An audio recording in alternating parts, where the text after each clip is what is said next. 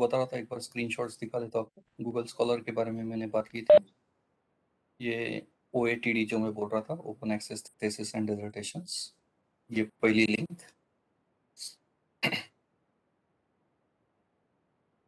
यहाँ पे क्लिक करेंगे तो ये अच्छा खासा रिपोजिटरी है थेसिस का, डिसर्टेशन थेसिस का, और ये ओपन एक्सेस है तो फ्री है। ये आप जैसे देख सकते हो, लगभग कितना है, 50 लाख के ऊपर दिख रहा है। ये 50,05,518।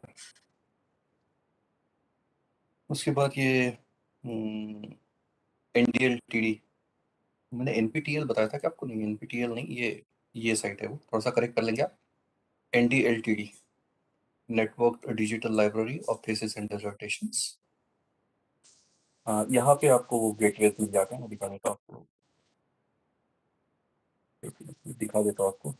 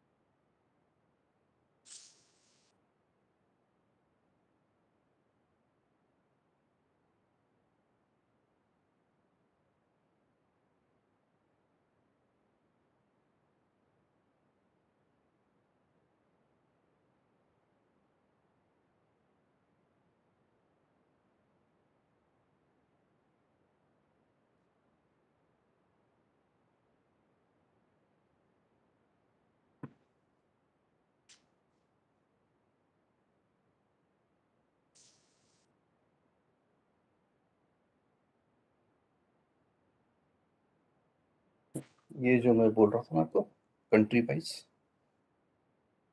ये आर्मेनिया का है। ये मुझे जब याद नहीं आ रहा था, ट्रो, ऑस्ट्रेलिया का। ये बांग्लादेश अल्फाबेटिकली है यहाँ पे। और इसी लिस्ट में आप देखेंगे इंडिया भी दिखेगा आपको, शोध गंगा, इंटरनेशनल सेंस में गूगल स्कॉलर। तो ये डायरेक्टली गेटवे है, क्योंकि मैं यहाँ पे क्लिक कर रहा हूँ शोध गंगा पे, तो डायरेक्टली ये गेटवे मिल जाएगा मुझे शोध गंगा का। तो it will take me to directly Shodh Ganga. शायद मेरा नेट स्लो है। यहाँ 3 लाख के ऊपर थीसिस दिख रहे हैं शोध गंगा में। और यहाँ फिर सर्चिंग ऑप्शंस है। ये तो आपने किया होगा, तो ये मैं नहीं समझाता हूँ, आपने बहुत बार यूज किया होगा। जो आपने नहीं किया होगा वो उस पर फोकस करते हैं।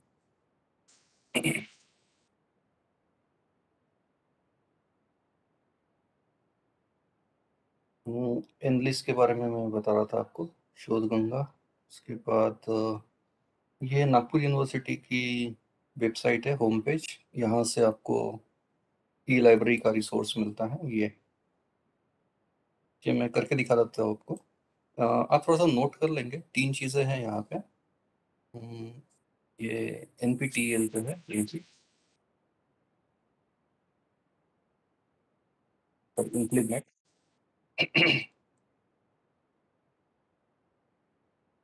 इसमें देखिए, शोध गंगा एक आपको मालूम होगा, दूसरा है शोध गंगोत्री, और तीसरा है शोध सिंधु। तो ये तीनों रिपोजिटरीज है, इलेक्ट्रॉनिक रिपोजिटरी। शोध गंगा ये थेसिस डिसर्टेशंस के लिए है,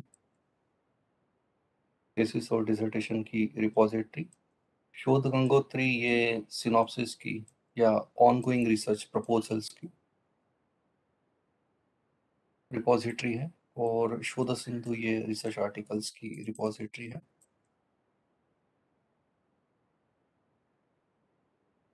तो जैसे रिसर्च थीसिस हम शोध गंगा में ढूंढते हैं, वैसे रिसर्च आर्टिकल्स आपको शोध सिंधु में मिल जाएंगे। अच्छी क्वालिटी के आर्टिकल्स होते हैं ये भी। और इसका भी गेटवे हमारी नागपुर यूनिवर्सिटी की वेबसाइट से आपको मिल जाता है, या फिर गूगल में जाके शोध सिंधु टाइप करेंगे तो वहाँ से भी ये गेटवे आपको मिल जाता है। ये मैं गेटवे समझा देता हूँ आपको। नागपुर यूनिवर्सिटी की वेबसाइट पे जो है, ई लाइब्रेरी का करके दिखा देता हूँ मैं आपको।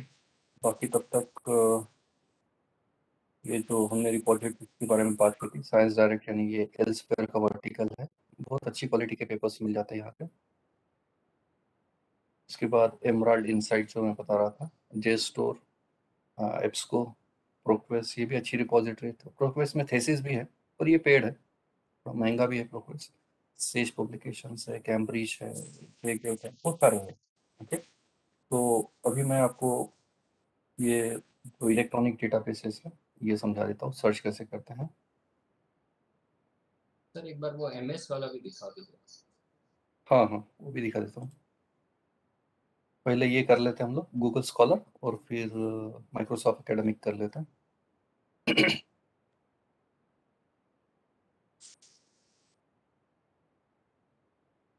प्रॉब्लम भैया, ये विंडो कुछ गूगल की सर्च विंडो भी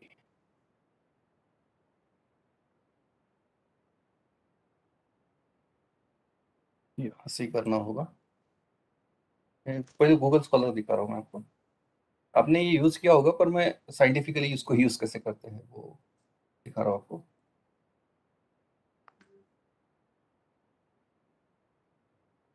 यहाँ गूगल स्कॉलर की होम पेज पे है हम लोग। और आप में से प्लीज़ कोई चैट बॉक्स में आपके टाइटल टाइप करेगा क्या, क्योंकि वो लेके ही मैं आपको समझा देता हूँ कि कैसे ढूंढेंगे इसमें। सर्वे बेस्ड प्रोजेक्ट आप में से कोई कर रहा होगा तो प्लीज़ एक कोई टाइटल यहाँ पे टाइप कर दीजिए चैट बॉक्स में, या साइंस सर वाले आई में एम से डूइंग दैट। कोई। अच्छा, चैट बॉक्स में आप टाइप नहीं कर पा रहे क्या? करे sir, I am doing that. कर रहे हैं, ओके।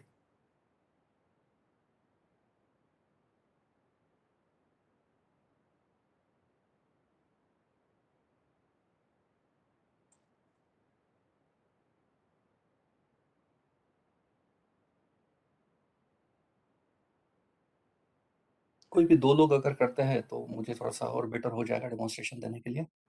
सर्वे बेस्ड दो, और दो साइंस वाले एक्सपेरिमेंट वाले हो गए कोई।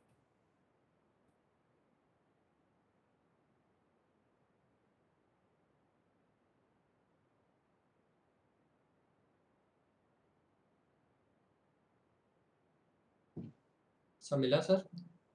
हाँ sir.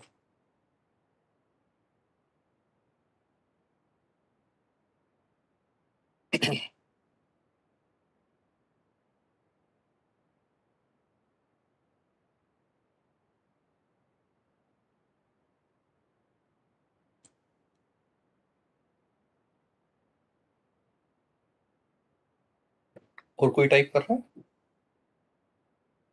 Few are typing sir, 3 4।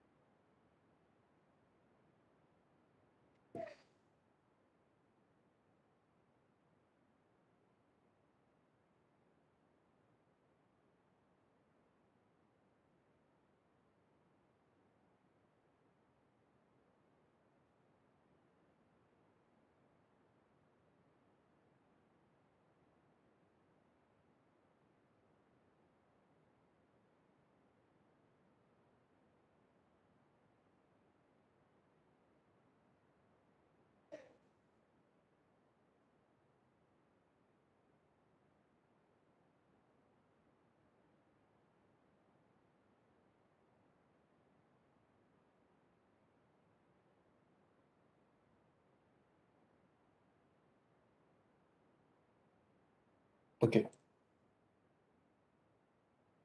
दो टॉपिक्स आ गए हैं, ये और एक दिख रहा है। ओके, बहुत सारे एक साथ आ गए अभी।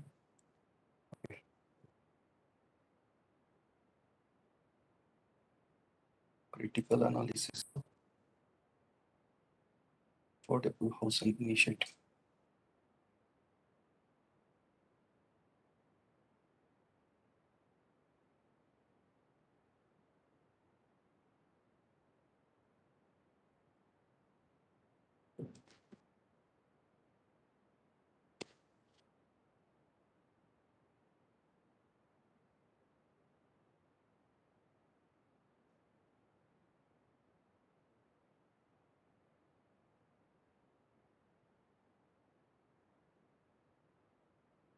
चार टॉपिक्स मिले हैं मुझे, तो सर्वे बेस्ड दिख रहा है, तो एक्सपेरिमेंट बेस्ड।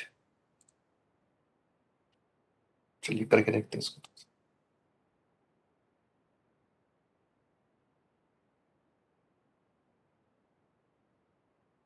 ठीक है, और एक है,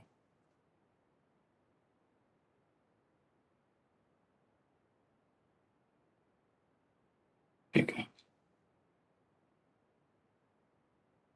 अभी मैं जो आपको समझा रहा हूँ बहुत इंपॉर्टेंट है, थोड़ा सा पेपर पेन भी रेडी रखेंगे। और ये जो मैं पढ़ा रहा हूँ ये किसी बुक में या इंटरनेट की साइट में नहीं मिलेगा, ये एक्सपीरियंस से ही आता है।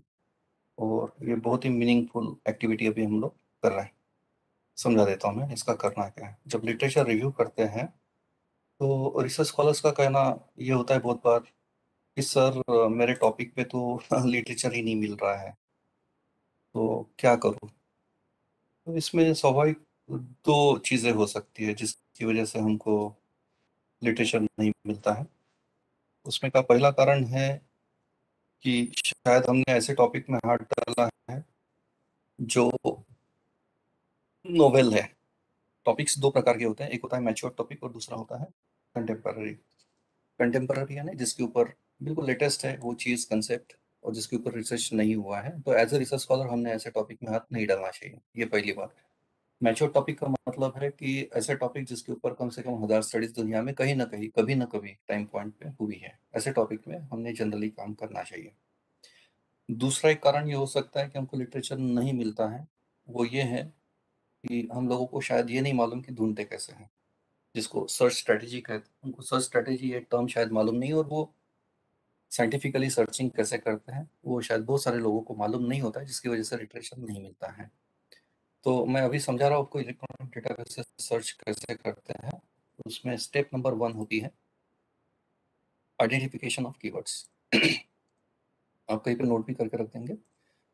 देखिए, एक जो मैंने देखा है रिसर्च स्कॉलर्स को सर्च करते वक्त, एक तो गूगल पे करते हैं, वो तो बहुत ही गलत चीज़ है कि गूगल पे करना नहीं चाहिए। गूगल स्कॉलर यूज़ करते हैं, तो मैंने देखा है कि वहाँ पे पूरा का पूरा टॉपिक जैसे कि वैसा कॉपी पेस्ट कर देते हैं गूगल स्कॉलर की सर्च में, तो कैसे तो आपको लिटरेचर मिलेगा ना, उसको वैसे नहीं ढूंढते हैं।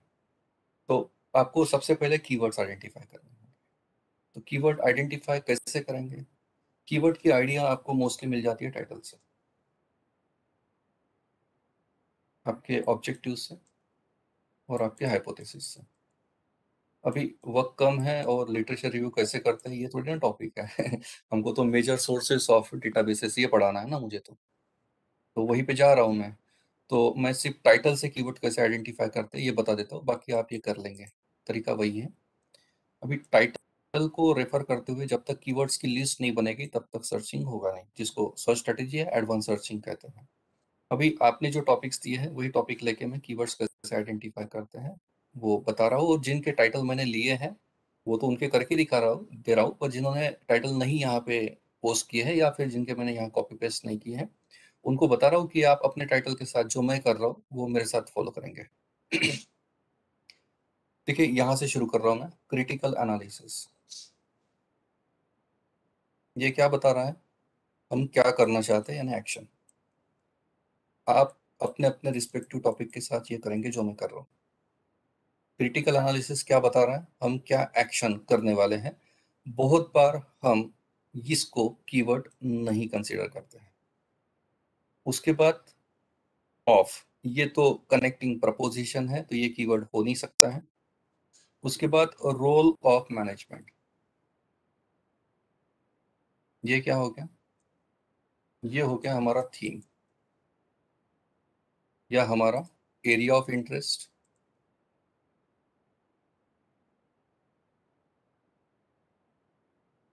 ओके, उसके बाद role of management and labour. Role of management और रोल ऑफ लेबर, ऐसी दो चीजें हैं यहाँ पे, यानी ये हमारे एरिया ऑफ इंटरेस्ट दो हो गए। यानी कीवर्ड्स कितने हो गए अभी? एक कीवर्ड हो गया रोल ऑफ मैनेजमेंट,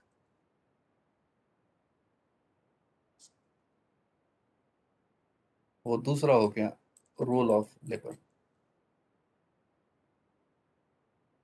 ओके, बाद में एंड कनेक्टिंग वर्ड है, ये कीवर्ड हो नहीं सकता है। इन कनेक्टिंग प्रपोजिशन है, कीवर्ड नहीं हो सकता है। ओवरऑल डेवलपमेंट ऑफ, अभी ये भी कीवर्ड हो नहीं सकता है, ये तो कंप्लीटनेस देने के लिए हमने किया है। फिर है टाटा स्टील जमशेदपुर, ये क्या है? ये है वो इंडस्ट्री, ये एक्चुअली कंपनी है, पर कंपनी इंडस्ट्री का ही तो पार्ट होती है। यानी क्या, हम स्टील इंडस्ट्री पे काम कर रहे हैं, यानी इंडस्ट्री हमारी स्टील इंडस्ट्री होगी। तो यहाँ पे मेरा तीसरा कीवर्ड बन जाएगा स्टील। ओके, अभी इसमें ना एक्चुअली ये थोड़ा सा और फाइन ट्यून हो सकता था टॉपिक, पर वो चर्चा नहीं करेंगे। ओके, आपने जो प्रोवाइड किया है, आपका काम चालू है। इसमें ना आपके टाइटल में 3 के ऊपर कीवर्ड होने चाहिए। यहाँ पे इंसिडेंटली 3 ही आया है। कल तो मैं और एक जगह लेक्चर ले रहा था, वो बंदे के टाइटल में 2 ही कीवर्ड्स थे, वेरिएबल ही मिसिंग था। बोला बेटा आप रिसर्च करोगे कैसे? क्या करना है यही तय नहीं है तो कैसे करना है, ये थोड़ी डिस्कस करेंगे पार्ट अपार्ट। 3 से 5 कीवर्ड्स कम से कम चाहिए होते हैं टाइटल में, तब जाके लिटरेचर और बाकी रिसर्च एक्टिविटी थोड़ी सी और मीनिंगफुल हो जाती है। अभी यहाँ पे ये जिस किसी बंदे का है वो थोड़ा सा नोट करके रख देंगे, जब मैं डेमोन्स्ट्रेशन पे जाऊंगा गूगल स्कॉलर में, मुझे थोड़ा सा याद दिला दीजिएगा। ये हो गया पहले टॉपिक के कीवर्ड। दूसरे टॉपिक में जाते हैं, critical analysis of affordable housing initiatives for urban poor in Nagpur. ठीक है, इसको डिकोड करते हैं। क्रिटिकल एनालिसिस एक्शन बता रहा है, ये कीवर्ड हो नहीं सकता है। ऑफ कनेक्टिंग प्रपोजिशन है, अफोर्डेबल हाउसिंग, हाँ ये सेक्टर हो गया, ये कीवर्ड है। यानी कीवर्ड नंबर 1 मिल गया हमको, अफोर्डेबल हाउसिंग। और अर्बन पुअर, अर्बन पुअर ये है हमारा टारगेट पॉपुलेशन जिसका सर्वे कर रहे हैं। इन नागपुर, नागपुर क्या है? Geographic pocket, geographic area. Geographic area को कीवर्ड में नहीं लेते हैं। अभी आप देखेंगे कीवर्ड्स कितने मिले हैं, 2। मैं बोल रहा हूँ 3 के ऊपर होनी चाहिए टाइटल में, पार्ट अपार्ट। ओके, यहाँ पे अभी ये जिस किसी का भी है, अफोर्डेबल हाउसिंग ये एक कीवर्ड है, और अर्बन पुअर ये दूसरा कीवर्ड है। मुझे याद दिला दीजिएगा जब हम गूगल स्कॉलर पे जाएंगे। बाद में यहाँ से देखते हैं हाइड्रोलॉजिकल मॉडलिंग, हाँ बिल्कुल, ये एक पहला कीवर्ड हो गया हमारा। ऑफ, ये वाटर है शायद, ये WRT I am not sure about, but water shade, WRT water shade, ये दूसरा होना चाहिए कीवर्ड। बाद में नरखेड़ जोग्राफिक एरिया हो गया, जो कीवर्ड नहीं लेते हैं। नागपुर डिस्ट्रिक्ट जोग्राफिक एरिया है, कीवर्ड नहीं लेते इसको। बाय इंटीग्रेटेड यूज, ये एक्शन हो गई, जो कीवर्ड नहीं होता है। और स्वेट एंड मॉड फ्लो, ये कीवर्ड, यानी ये स्वेट तीसरा है और मॉड फ्लो 4 है। देखिए 4 आ गए इसमें, ये एलआर और तगड़ा हो जाएगा इसमें। ओके, ये जिस किसी का भी टॉपिक है, मुझे थोड़ा सा ये नोट कर लेंगे आप और मुझे बताएंगे वहां पे। उसके बाद effect of doping, effect of action है, इसको जनरली नहीं लेते हैं।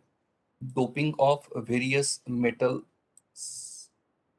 क्या है, केशंस। ओके, तो इसको ही पूरा इफेक्ट ऑफ डोपिंग, ये एक पूरा कीवर्ड ले सकते हैं आप, इफेक्ट ऑफ डोपिंग। बाद में metal cations, I am not sure about, पर ये दूसरा कीवर्ड हो सकता है। ऑन स्ट्रक्चरल, एक्चुअली ये इफेक्ट की जगह इम्पैक्ट होना चाहिए था, बेटर लगता है ये। Impact of this on that structural electrical and magnetic properties, ये भी कीवर्ड है। इलेक्ट्रिकल प्रॉपर्टी ये तीसरा कीवर्ड हो गया। बाद में मैग्नेटिक प्रॉपर्टीज, ये चौथा कीवर्ड हो गया। ऑफ नैनो स्ट्रक्चर्ड फेराइट्स, ये भी पांचवा कीवर्ड। ये देखिए कंप्लीटनेस है, जितने ज्यादा कीवर्ड्स ना उतना बेटर एलआर होगा। और मैं बोल रहा हूँ 150 करना है, इसमें तो आप आसानी से 200 कर सकते हो, 5 कीवर्ड्स आ गए हैं। देखते हैं अर्बनाइजेशन, यस ये पहला कीवर्ड है। सस्टेनेबल रूरल डेवलपमेंट, यस बिल्कुल, ये दूसरा कीवर्ड है। नागपुर जोग्राफिक पॉकेट है, ये जियो होगा शायद, जियोग्राफिकल या डेमोग्राफिकल होगा शायद, फिर ये डेमोग्राफिकल ही होगा, डेमोग्राफिकल एनालिसिस, ये बिल्कुल डेमोग्राफिकल एनालिसिस, ये तीसरा, यानी 3 कीवर्ड्स आ गए। ठीक है, कीवर्ड्स हैं हमारे पास और आपने मेरे साथ बाकी लोगों ने काम कर लिया होगा। अभी हम लोग ये ढूंढने की कोशिश करते हैं। पहला टॉपिक जो मुझे याद आ रहा है, role of labour, role of management और स्टिल, ये 3 कीवर्ड्स हैं। देखते हैं अभी यहाँ पे जब सर्च करेंगे, फिर सपोज स्टील इंडस्ट्री पे ही क्या रिसर्च हुआ है या फिर रोल ऑफ मैनेजमेंट, ये देखते हैं। ओके, इसको मैं पहला कीवर्ड फीड कर रहा हूँ और सर्च कर रहा हूँ। थोड़ा सा कंफर्म करेंगे, गूगल स्कॉलर विंडो मेरी दिख रही है आपको?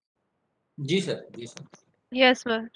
ओके, तो ये देखिए मैंने रोल ऑफ मैनेजमेंट ये कीवर्ड फीड किया है गूगल स्कॉलर को। क्या आया है?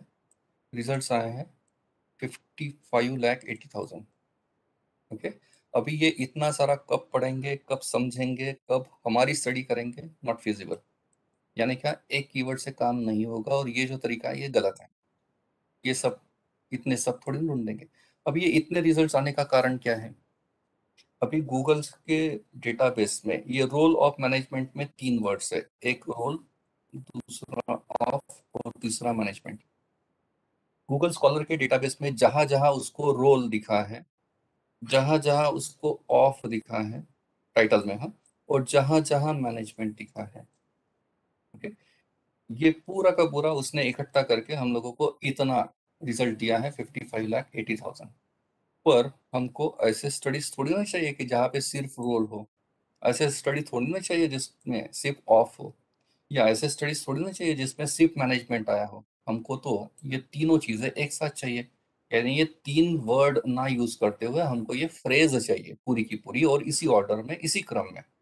पहले रोल आएगा, फिर ऑफ आएगा और फिर मैनेजमेंट, इसी क्रम में, और ऐसा ही पूरा एक फ्रेज हमको चाहिए। और ऐसे ही रिजल्ट्स हम लोगों को गूगल स्कॉलर ने देने चाहिए। उसके लिए हम क्या करेंगे, इसको डालेंगे डबल कोट में। अभी ढूंढते हैं, देख रहे मैजिक आप? 59,200। पहले कितना आ रहा था? पहले आ रहा था 55,80,000। वो रिड्यूस हुआ है सीधा 1000 में, 59,200। रेडी? पर इंपॉर्टेंट बात यह है कि सिर्फ रोल ऑफ मैनेजमेंट थोड़ी ना ढूंढ रहे हैं, हम ढूंढ रहे हैं इसके साथ साथ और एक कीवर्ड जो इंडस्ट्री के साथ रिलेट करता है। अभी एक सर का है, शायद मृणाल में पढ़ पा रहा हूँ शायद, if I am not wrong. तो सर आपका ये जो है ना लिटरेचर रिव्यू का चैप्टर आपका 2 सेक्शन में बढ़ जाएगा ना, एक role of management in steel industry और दूसरा है role of labour in steel industry. ऐसे 2 सेक्शंस बन जाएंगे आपके लिटरेचर रिव्यू के चैप्टर के।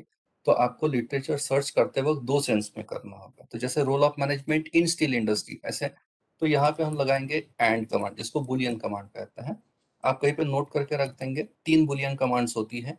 पहला बुलियन कमांड होता है एंड, दूसरा होता है और तीसरा बुलियन कमांड होता है नॉट। एंड कब यूज करते हैं? जब हम 2 डिस्टिंक्ट कीवर्ड्स यूज करते हैं। आप देख रहे हैं रूल ऑफ मैनेजमेंट ये अलग कीवर्ड है, और दूसरा जो मैं यहाँ पे लिखने वाला हूँ स्टील, ये दोनों अलग अलग कीवर्ड्स है। इनका आपस में कोई कनेक्शन नहीं है और कनेक्शन ढूंढने की कोशिश हो रही है, दोनों डिस्टिंक्ट है। उस वक्त हम एंड कमांड यूज करेंगे। और कब यूज करते बता रहा हूँ, पहले एंड का देख लेते हैं। Rule of management and steel. अब देखते हैं,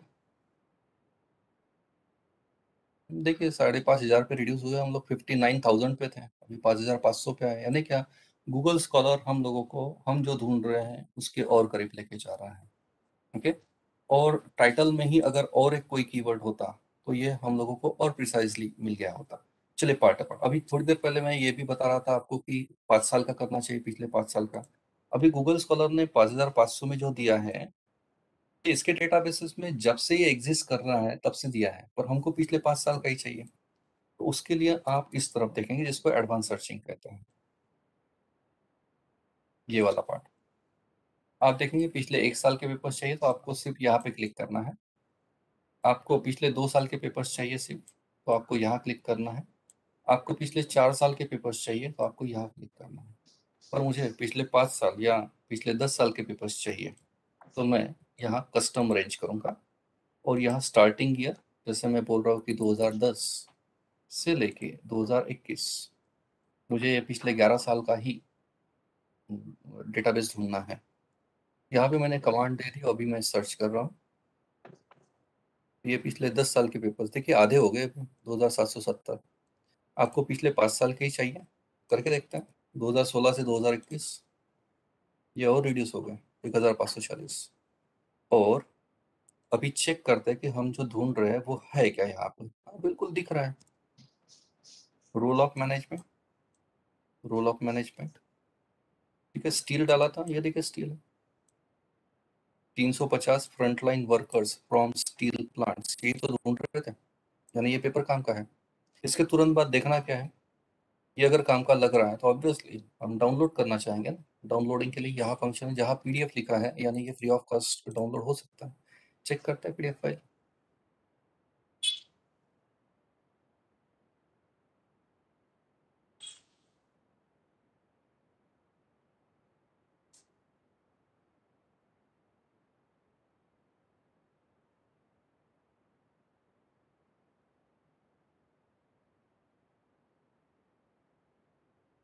यहाँ गया पूरा पेपर, यहाँ से आप डाउनलोड कर सकते हो।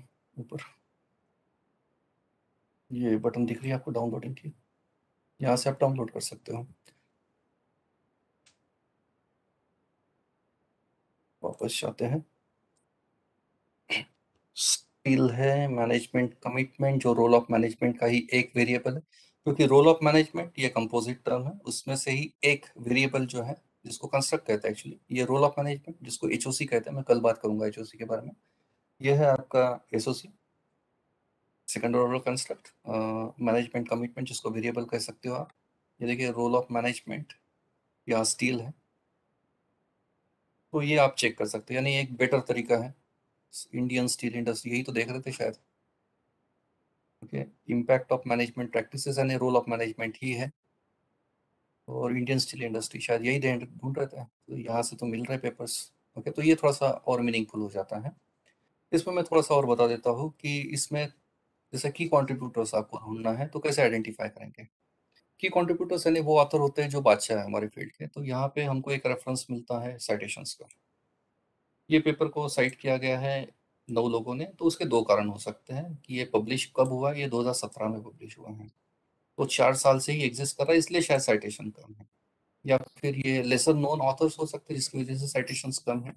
तो जहाँ साइटेशंस ज़्यादा होंगे वो आपने, जैसे यहाँ पे 18 दिख रहे हैं, 6 दिख रहे हैं, 4 दिख रहे हैं, जहाँ सबसे ज़्यादा साइटेशंस होंगे वो पेपर्स हम लोगों ने तो साइट करने ही चाहिए कंपल्सरीली। इंसिडेंटली यहाँ पे बहुत ज़्यादा, सबसे ज़्यादा साइटेशन तो 18 दिख रहे हैं, तो आपने ये पेपर फिर साइट कर ही लेना चाहिए। और एक इसमें ऑप्शन दिखा देता हूँ मैं आपको। इसमें एडवांस सर्चिंग के ऑप्शन है गूगल स्कॉलर में, यहाँ से ये बटन को मैं क्लिक कर रहा हूँ और यहाँ एडवांस सर्च, और यहाँ से आप कीवर्ड का फिल्टरिंग कर सकते हैं, यहाँ पे फीडिंग कर सकते हैं। इसमें एक अच्छा फंक्शन ये है कि जैसे अभी मुझे ये सिर्फ टाइटल में ही ढूंढने है कीवर्ड्स। अभी क्या है, बाय डिफॉल्ट सेटिंग है एनीवेयर इन द आर्टिकल। तो आप देख रहे हैं कि ये दोनों कीवर्ड जो मैं फीड कर रहा हूँ, इसको ये पूरे आर्टिकल में जहां जहां मिल रहा है वो आर्टिकल मुझे दे रहा है, पर मुझे ये सिर्फ टाइटल में ही चाहिए, दोनों कीवर्ड टाइटल में। तो आप यहाँ क्लिक कर देंगे इसकी जगह। चेक करते हैं कितने पेपर्स हैं जो टाइटल में ये 2 कीवर्ड्स आ रहे हैं। ये बोल रहा है कि ऐसा तो कोई पेपर है नहीं। एक मिनट में फिर से कीवर्ड्स डालता हूँ।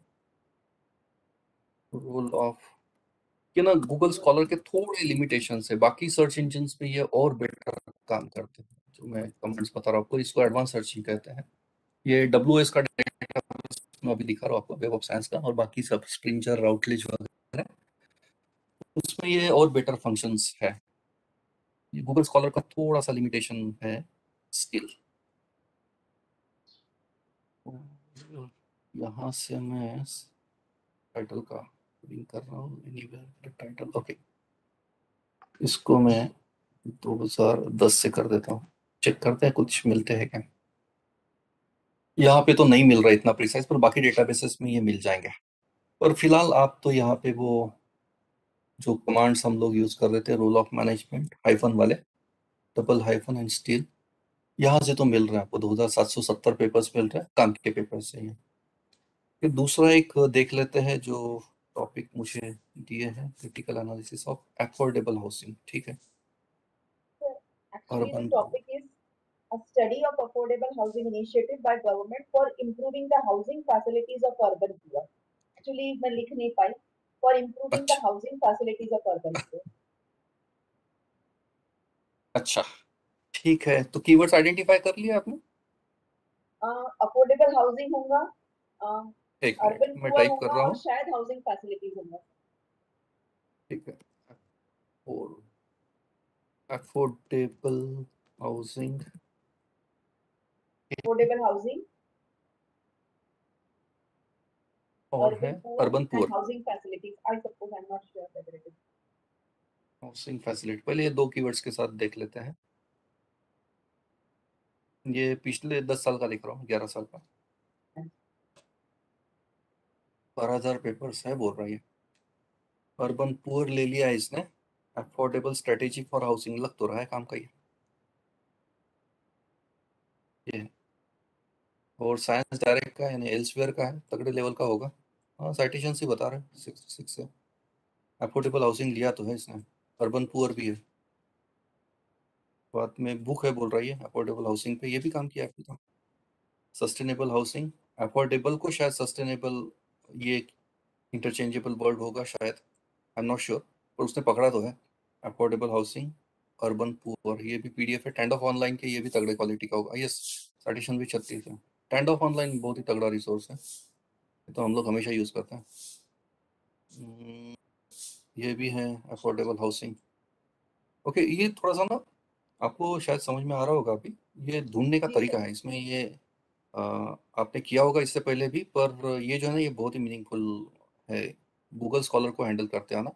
और इससे भी बढ़िया तो माइक्रोसॉफ्ट एकेडमिक है, अभी सर बोल भी रहे हैं मुझे जब से, तो मैं दिखा देता हूँ आपको। पर इसमें भी अभी मैंने आपको जैसे इसमें बहुत सारा है एक्चुअली, 1.5-2 घंटे लग जाते हैं मुझे ये सिर्फ गूगल स्कॉलर समझाने के लिए, इतना बड़ा है ये। एक कमांड में और बता देता हूँ आपको, और का मैंने नहीं बताया आपको, और कमांड कब यूज करते हैं। जैसे अफोर्डेबल हाउसिंग, जैसे मैंने एंड के बारे में आपको बताया,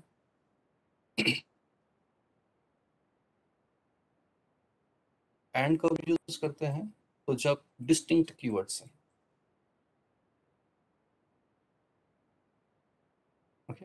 और कब यूज करते हैं, जब आप सिनोनिमस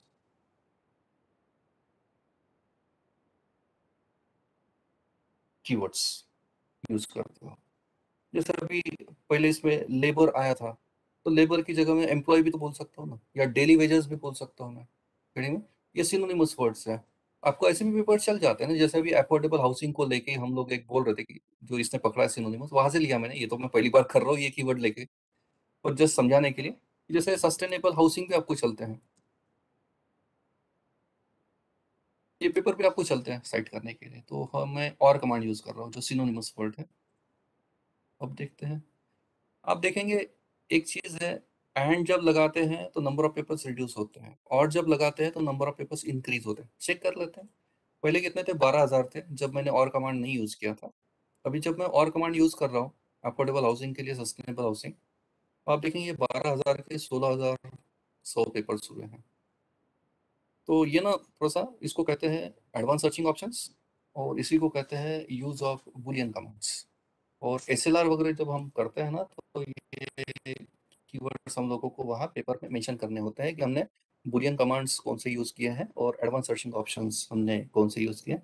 देखिए गूगल स्कॉलर में एडवांस सर्चिंग के ऑप्शंस बहुत लिमिटेड है, पर वही माइक्रोसॉफ्ट एकेडमिक में करके देखते हैं। अभी ये और दो पेपर के दिख रहे हैं मेरे पास कीवर्ड, पर थोड़ा सा टाइम लगेगा, तो मैं माइक्रोसॉफ्ट एकेडमिक में जाता हूँ फिलहाल। ये थोड़ा सा टाइम कंज्यूमिंग है, इसको ना सीखने के लिए थोड़ा टाइम चाहिए। इंसिडेंटली हमारे सिलेबस में देखिए ना, एक लाइन तो लिखी है major sources of secondary data, पर आप समझ सकते हो कि कितना बड़ा टॉपिक है ये, 3-4 घंटे लग जाते हैं पढ़ाने के लिए। मैं आपको एकेडमिक करके दिखा देता हूँ, सर जब से बोल रहे हैं मुझे कि करके दिखा दीजिए, तो मैं दिखा देता हूँ आपको। एकेडमिक में और बेटर ऑप्शन,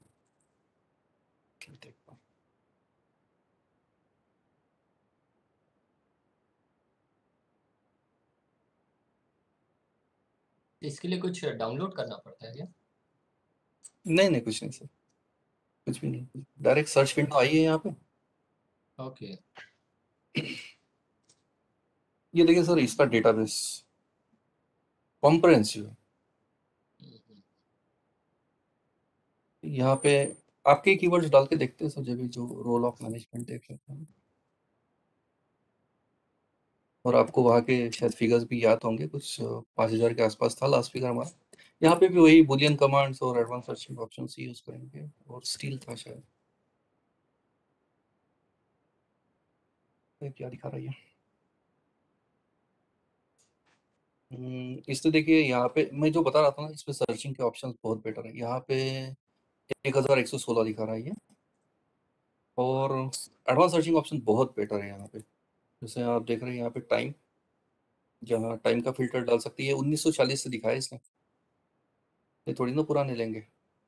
यहाँ से हम लेंगे सपोज 2010, ओके 2010 से पकड़ लिया, अभी 2010 से 2021 होना चाहिए एक्चुअली, 2000, ये सिर्फ 2010 के लिए इसने।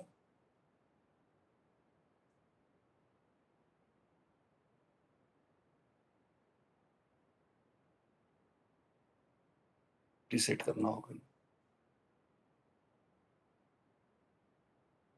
ठीक है, मैं बाकी ऑप्शंस दिखा देता हूँ आपको। यहाँ पे ना हम लोगों को सब्जेक्ट वाइज एडवांस सर्चिंग के ऑप्शंस भी हैं, टॉपिक्स, यानी ये सब्जेक्ट डिसिप्लिन है कि आप कहाँ पे ढूंढ रहे हो। जैसे आप इकोनॉमिक्स में ढूंढ रहे हो तो यहाँ पे आप चेक करेंगे, इकोनॉमिक्स यहाँ मोर करेंगे तो यहाँ पे आ जाएगा। यहाँ है अच्छे खासे ऑप्शन, एक बार देख लीजिएगा। पब्लिकेशन टाइप की आप जर्नल पब्लिकेशन यानी आर्टिकल ढूंढ रहे हैं, आप कॉन्फ्रेंस पब्लिकेशंस देख रहे हैं कि थेसिस भी दिख रहे हैं इसमें तो कुछ, ये भी है। टॉप ऑथर्स आप देख सकते हो, ये जैसे बिब्लियोमेट्रिक एनालिसिस के लिए जो हमको इन्फॉर्मेशन लगती है, ये है टॉप ऑथर्स, यानी साइटेशन वाइज है। ये जर्नल्स है, टॉप जर्नल्स जो मैं बता रहा था आपको बिब्लियोमेट्रिक, ये गूगल स्कॉलर में नहीं है फैसिलिटीज, टॉप इंस्टीट्यूशंस ये है। ये सब ऑप्शंस है, यहाँ पे बेटर ऑप्शंस है। और यहाँ पे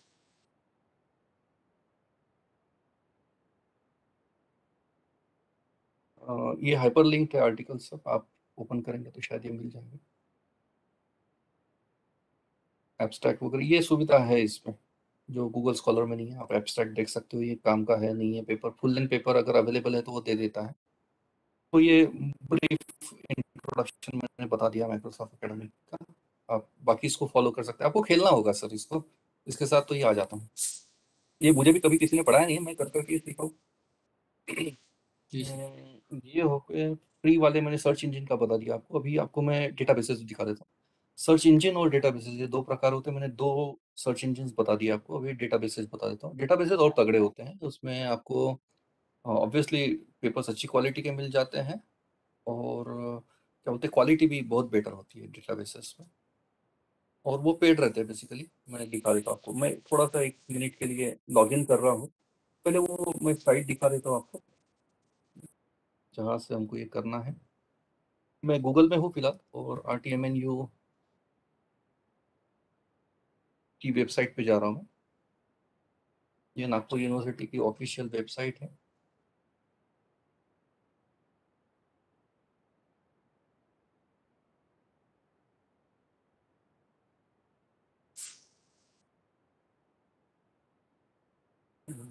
मराठी में सेटिंग हो गई थी, ठीक है।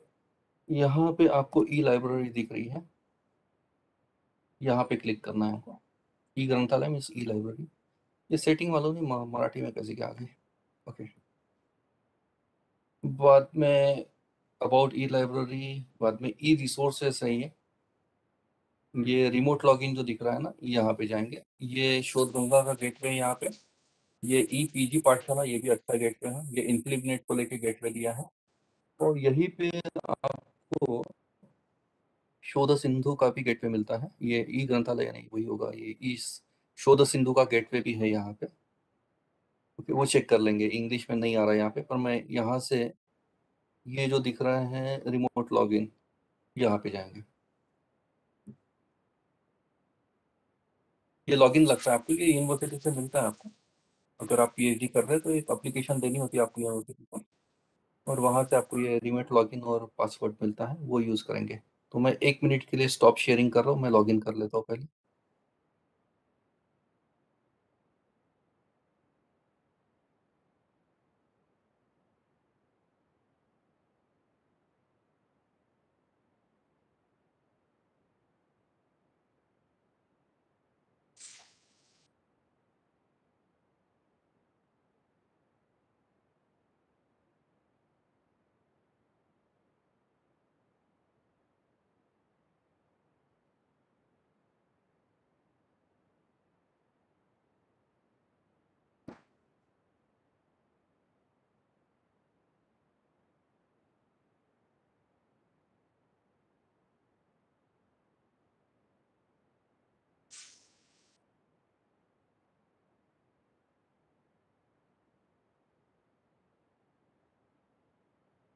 लॉगिन हो नहीं पा रहा है, शायद मेंटेनेंस चल रहा है कि क्या,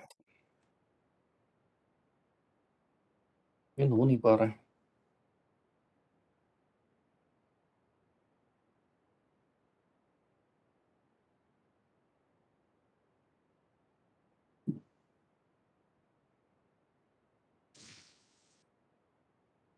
मैं और एक बार ट्राई करके देखता हूँ।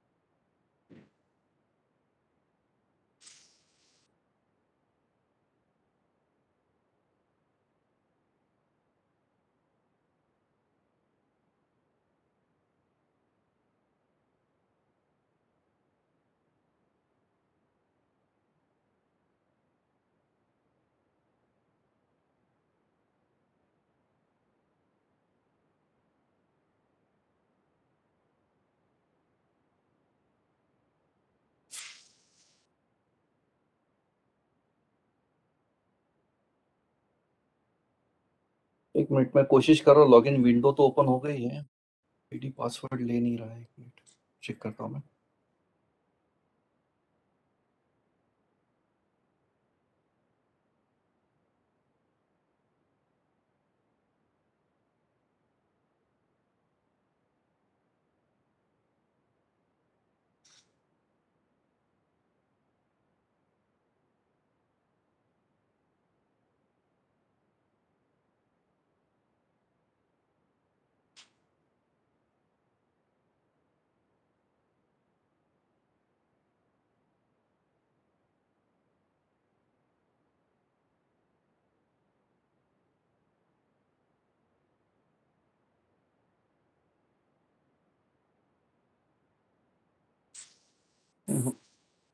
ले नहीं रहा है, मालूम नहीं क्या प्रॉब्लम है।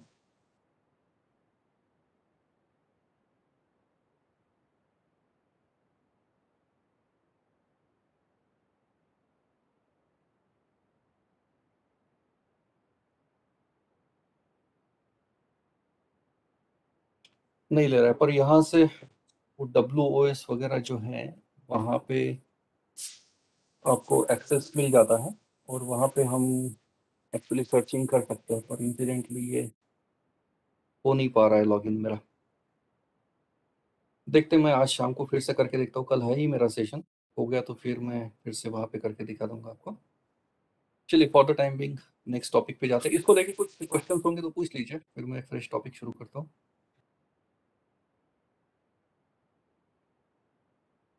कुछ क्वेश्चन है अभी तक जो पढ़ा है उसको लेके?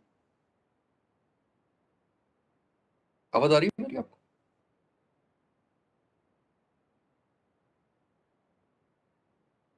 यस सर, आवाज आ रही है। Yes sir. अच्छा, तो मेरे ख्याल से कुछ क्वेश्चंस नहीं है आपको, तो आगे बढ़ते हैं।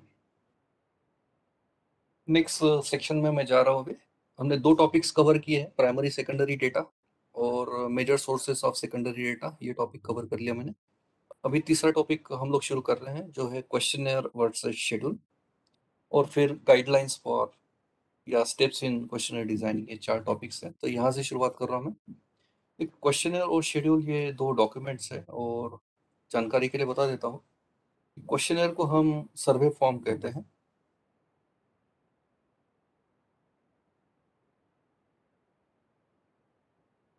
और क्वेश्चनर और शेड्यूल ये दोनों डॉक्यूमेंट्स हैं एक्चुअली। और ये हम तब तैयार करते हैं जब हम स्पेसिफिकली सर्वे बेसिस प्रोजेक्ट कर रहे हैं। देखिए, इवन मैंने फार्मेसी लाइफ साइंसेस में भी सर्वे होते हुए देखे, इवन इंग्लिश लिटरेचर में भी मैंने सर्वे होते हुए देखे हैं। ऐसा जरूरी नहीं कि सर्वे का मतलब सिर्फ सोशल साइंसेस में ही होता है। ये डिपेंड करता है आपका टॉपिक क्या है, नेचर क्या है टॉपिक का, आप किस तरीके से आप अपना डेटा गैदर करना चाहते हो, वो डिटरमाइन करेगा कि आप डेटा कैसे कलेक्ट करोगे। और इंसिडेंटली सर्वे का मतलब क्या है, आपने एक टारगेट पॉपुलेशन आइडेंटिफाई कर ली है। जैसे अभी मैडम का एक हम लोग कीवर्ड्स ढूंढ रहे थे जिसमें अर्बन पुअर, कि ऐसे लोग जो गरीब है और अर्बन एरिया में रहते हैं, तो इनका सर्वे किया जा रहा है। तो बेसिकली हम लोग टारगेट पॉपुलेशन आइडेंटिफाई कर लेते हैं, और टारगेट पॉपुलेशन का उल्लेख जो है वो हमारे जनरली टाइटल में ही आ जाता है, और जिसको एक वन ऑफ द कीवर्ड्स माना जाता है। और उसके साथ साथ हमारे टाइटल में ही हम लोगों को एक्चुअली वेरिएबल्स मिल जाते हैं, या जिसको कंस्ट्रक्ट्स कहा जाता है।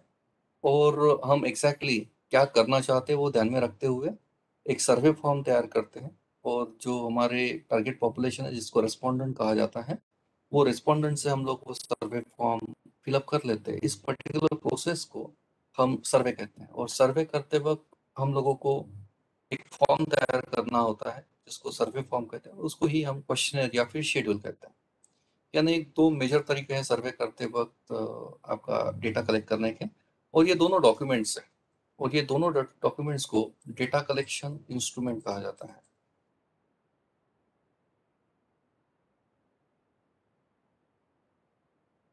डेटा कलेक्शन इंस्ट्रूमेंट या फिर इसी को डेटा कलेक्शन टूल भी कहा जाता है। ठीक है, सर्वे बेस्ड प्रोजेक्ट में क्वेश्चनर और शेड्यूल यूज करके डेटा कलेक्ट किया जाएगा।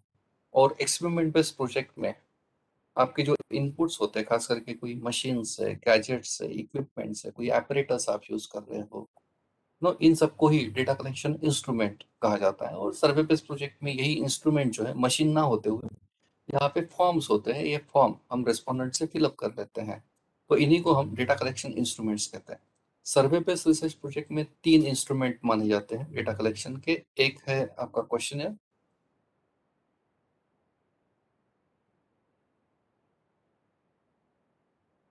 दूसरा है शेड्यूल, और तीसरे है मैकेनिकल डिवाइसेस। ये आप गैजेट्स भी बोल सकते हो इसको। मैं फर्क समझा देता हूँ तीनों का। पहले मैकेनिकल डिवाइसेस यानी क्या वो समझा दें, क्योंकि सिलेबस में है नहीं अब हमारे। तो डेटा कलेक्शन इंस्ट्रूमेंट है, ये तीसरा आप बोल रहे हैं, तो ये क्या है एक लाइन में बता देता हूँ। और ये दोनों को लेकर कॉम्प्रिहेंसिवली चर्चा करनी है क्योंकि ये सिलेबस में है। मैकेनिकल डिवाइसेस ये गैजेट्स हो सकते हैं, इलेक्ट्रॉनिक गैजेट्स, कि जैसे आप फील्ड में जाके कुछ इंटरव्यूज ले रहे हो, तो वो इंटरव्यू को आप रिकॉर्ड कर रहे हो और फर्दर पर यूजर। आप इफ सपोज ऑडियो रिकॉर्डिंग कर रहे हो, या वॉइस रिकॉर्डिंग जिसको कहते हैं, या फिर आप पूरी वीडियो रिकॉर्डिंग कर रहे हो, ऑडियो विजुअल, उसके लिए आप कुछ रिकॉर्डिंग डिवाइसेस यूज कर रहे हो, या फिर मोबाइल हैंडसेट में भी आजकल ये सब रिकॉर्डिंग हो जाती है, तो उसी को हम मैकेनिकल डिवाइसेस जनरली कहते हैं। तो ये सर्वे बेस्ड प्रोजेक्ट में यूज हो सकते हैं। बात करते हैं ये दोनों की, क्वेश्चनर और शेड्यूल। ये फर्क क्या है समझा देता हूँ मैं आपको। यह क्वेश्चनर और यह है शेड्यूल। पहले सिमिलैरिटी की बात करते हैं। ये दोनों एक डॉक्यूमेंट करके माने जा सकते हैं जिसको हम फॉर्म कहते हैं, सर्वे फॉर्म। क्वेश्चनर एक सर्वे फॉर्म है, और आपको भी क्वेश्चनर का मतलब मालूम है, और आपने एज ए रेस्पोंडेंट ऐसे क्वेश्चनर्स फिलअप तो किए होंगे फॉर श्योर, जो आजकल व्हाट्सएप ग्रुप में भी आ जाते हैं गूगल फॉर्म के फॉर्म में। और आपने फॉर श्योर जैसे what is your name, what is your gender, ऐसे कुछ क्वेश्चंस एक ऑर्डर में इसमें लिखे होते हैं, एक लॉजिकल ऑर्डर में लिखे होते हैं। अलग अलग प्रकार के क्वेश्चंस ये हो सकते हैं। कहीं पे आपको टिक मार्क करना होता है, कहीं आपको रेटिंग देनी होती है, कहाँ पे रैंकिंग करनी होती है, कहीं पे आपको कुछ लिखना होता है, आपका ओपिनियन वगैरह। तो अलग अलग टाइप के क्वेश्चंस एक के बाद एक लिखे जाते हैं और एक लॉजिकल ऑर्डर में सजाए जाते हैं और इसका एक फॉर्म तैयार हो जाता है जिसको हम क्वेश्चनर कहते हैं। शेड्यूल ये भी एक डॉक्यूमेंट माना जा सकता है, ये भी एक फॉर्म है, पर एज ए डॉक्यूमेंट शेड्यूल जो है इसका प्रेजेंटेशन का तरीका थोड़ा अलग होता है। क्वेश्चनर में एक के बाद एक क्वेश्चन आएंगे, क्वेश्चन 1 2 3 4 लाइकवाइज। और शेड्यूल ये जो फॉर्म है इसमें जो प्रेजेंटेशन है क्वेश्चन का ये मोस्टली टेबुलर फॉर्म में होता है।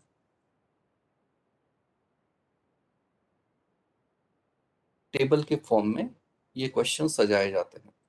ये सिर्फ मैं फिजिकल प्रेजेंटेशन की बात कर रहा हूँ, but the major difference between both this document lies in the procedure that you follow. The schedule can be considered as a document or it can be considered as a process as well. Data gathering की procedure को हम scheduling भी कहते हैं। Scheduling में ना generally क्या होता है कि आप फेस टू फेस इंटरेक्शन में आपके रेस्पोंडेंट से डेटा कलेक्ट करते हैं। फेस टू फेस इंटरेक्शन में यानी क्या, रिसर्च स्कॉलर का इन्वॉल्वमेंट डेटा कलेक्शन की प्रोसेस में यहाँ ज़्यादा होता है। There is high involvement of research scholar in data generation process when he is scheduling। आप इसको कंसिडर कर सकते हो कि ये एक सॉर्ट ऑफ इंटरव्यू है और इसको स्ट्रक्चर्ड इंटरव्यू कहा जाता है। इंटरव्यूज दो प्रकार के होते हैं, एक स्ट्रक्चर्ड और दूसरा अनस्ट्रक्चर्ड। खास करके लिटरेचर के जो रिसर्च स्कॉलर्स हैं वो भी इंटरव्यूज लेते हैं, पर वो मोस्टली अनस्ट्रक्चर्ड होते हैं। पर जब सर्वे करते हैं हम लोग उस वक्त जो इंटरव्यूज होते हैं वो मोस्टली स्ट्रक्चर्ड होते हैं, उसको हम शेड्यूलिंग कहते हैं। स्ट्रक्चर और अनस्ट्रक्चर्ड में फर्क क्या है? अनस्ट्रक्चर्ड में कौन से क्वेश्चंस पूछने हैं, कितने पूछने हैं और कौन से ऑर्डर में पूछने हैं ये डिसाइडेड नहीं होता है। अनस्ट्रक्चर्ड इंटरव्यू में आप क्या कर रहे हो, इंटरव्यू की शुरुआत आपने कर दी और यहाँ पे एलेबोरेशन पे यानी जो इंटरव्यू ले रहा है वो कम बात करता है और जो इंटरव्यूवी है जो रिस्पॉन्सेज दे रहा है वो ज़्यादा देर तक बात करेगा, ठीक है। और यहाँ पे जब वो एक पर्टिकुलर सवाल का जवाब दे रहा है तो उसमें से ही इंटरव्यूअर वो जवाब से ही कोई क्लू ले लेता है और उससे रिलेटेड अगला सवाल पूछ लेता है। पर ये स्पॉन्टेनियस है, यहाँ पे डिसाइड नहीं हुआ है कौन से क्वेश्चन, कितने क्वेश्चन, कौन से ऑर्डर में पूछने हैं। और यही स्ट्रक्चर्ड इंटरव्यू के फॉर्म में एवरीथिंग इज प्री प्लान और यहाँ पे क्रिस्प इंटरव्यूज होते हैं। ये एलैबोरेटेड इंटरव्यूज नहीं होते, एक एक घंटे के नहीं होंगे ये। यहाँ पे बिल्कुल डिसाइडेड है कि कितने क्वेश्चंस पूछने हैं, कौन से पूछने हैं और कौन से order. What is your name, अगला बोल रहा है, आपने रिकॉर्ड कर लिया। रिकॉर्ड है ना, हाथ से लिख रहे हो आप, ठीक है। और आप जैसे उसको पूछ रहे कि what is your monthly salary, उसने बताया, आपने फिट से वो रिकॉर्ड कर लिया, फिर दूसरे क्वेश्चन पे गए। एलेबोरेशन के लिए यहाँ पे बहुत ज्यादा स्कोप नहीं है, इसको हम शेड्यूलिंग कहते हैं। और ह्यूमैनिटीज या फिर लिटरेचर में जो इंटरव्यूज होते हैं वो इन डेप्थ इंटरव्यूज को कहा जाता है, जो अलग प्रकार है, जिसको शेड्यूलिंग नहीं कहेंगे। तो शेड्यूलिंग ये एक प्रकार का फॉर्म भी है जो टेबुलर प्रेजेंटेशन। और शेड्यूलिंग आपने शायद महसूस किया होगा रियल लाइफ में, इंडियन गवर्नमेंट हर 10 साल में सेंसस सर्वे करती है। ये 2021 में ड्यू था पर कोविड की वजह से शायद ये पोस्टपोन हुआ है। और आपने इससे पहले आपके घर में ये सर्वेयर्स आए होंगे, खास करके ये म्यूनसिपालिटी के स्कूल टीचर्स होते हैं। और आपने ऑब्जर्व किया होगा कि इनके हाथ में वो एग्जाम का जो बोर्ड है ना, उसमें वो फॉर्म्स लगे होते हैं। और अगर आपने वो झाँक के देखा होगा कभी कि वो फॉर्म दिखने में कैसा दिखता है, तो आपको शायद वो इस तरीके से दिखेगा। इस तरीके से वो नहीं दिखता है 1 2 3 4 5, वो टेबल का प्रेजेंटेशन होता है। और एक दूसरी बड़ी बात आपने ऑब्जर्व की होगी शायद कि वो सर्वे फॉर्म आपके हाथ में नहीं देते हैं, में वो सर्वे फॉर्म उनके हाथ में होता है। वो फटाफट एक एक करके क्वेश्चन पूछते हैं, आप जवाब देते हो, वो रिकॉर्ड करते हैं। इस एक्टिविटी को हम शेड्यूलिंग कहते हैं। मीनिंग यहाँ पे फेस टू फेस इंटरेक्शन में इंटरव्यू के फॉर्म में स्ट्रक्चर्ड इंटरव्यू लिया जा रहा है एक्चुअली। और ये प्री डिसाइडेड है कौन से क्वेश्चन, कितने क्वेश्चन, कौन से ऑर्डर में पूछते हैं, और ये फटाफट हो रहा है, जिसको हम शेड्यूलिंग कहते हैं। अभी क्वेश्चनियर जो है ये फॉर्म तो है ही, पर ये प्रोसेस भी कहलाती है। क्वेश्चनियर का एडमिनिस्ट्रेशन करना ये एक कंसेप्ट है। क्वेश्चनियर एडमिनिस्टर किया जाता है, यानी क्या, क्वेश्चनियर भेजा जाता है यहाँ पे क्वेश्चनर एडमिनिस्ट्रेशन में क्वेश्चनर भेजना होता है और यहाँ पे क्वेश्चनर कैरी करना होता है। ये फर्क है क्वेश्चनर और शेड्यूलिंग में। यहाँ पे रिसर्च स्कॉलर ने सर्वे फॉर्म तैयार किया है और वो खुद रेस्पोंडेंट के पास लेके जा रहा है और इंटरव्यू के फॉर्म में डेटा गैदर हो रहा है। पर क्वेश्चनर एडमिनिस्ट्रेशन में रिसर्च स्कॉलर ने क्वेश्चनर बना लिया और भेज दिया रेस्पोंडेंट को। अभी भेजने के तरीके क्या हो सकते हैं? 3-4 तरीके। एक तरीका है आपने मेल कर दिया। मेल यानी मैं पोस्ट ऑफिस या फिर कुरियर की बात कर रहा हूँ।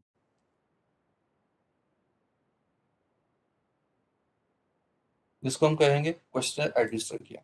दूसरा है आपने ईमेल के थ्रू ये फॉर्म भेज दिया। ईमेल एड्रेसेस अगर आपके पास है रेस्पोंडेंट के तो आपने ये ईमेल के थ्रू भेजा है यानी आपने क्वेश्चनर एडमिनिस्टर किया है। तीसरा आपने आपका क्वेश्चनर जो है वो डिजिटल फॉर्म में कन्वर्ट कर दिया यानी क्या? इलेक्ट्रॉनिक सर्वे जिसको कहते हैं।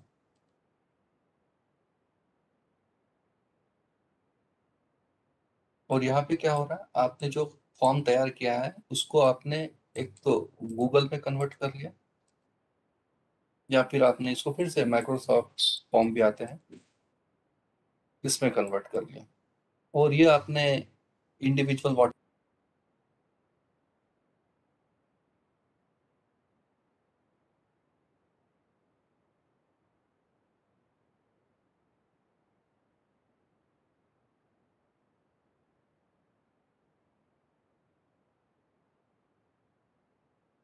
पोस्ट कर लिखते क्या होता है आपके ऑनलाइन। यहाँ पे ना कुछ प्लेटफॉर्म्स है कि जहाँ पे आप अपना सर्वे फॉर्म अपलोड कर सकते हो जिसमें एक सर्वे मंकी प्लेटफॉर्म है या फिर प्रोक्वेस का प्लेटफॉर्म।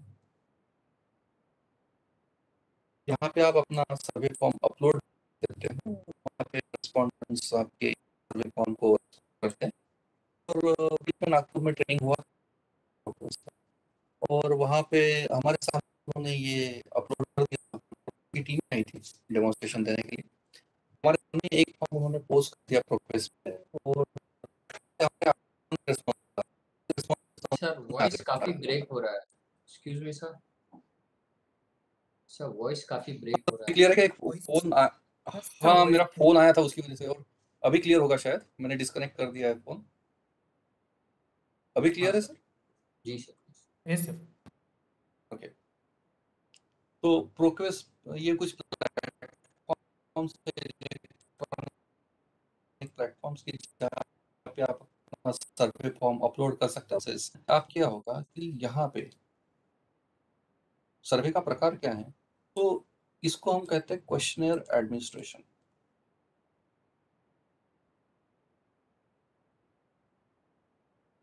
ये एक प्रकार है और दूसरा है शेड्यूलिंग।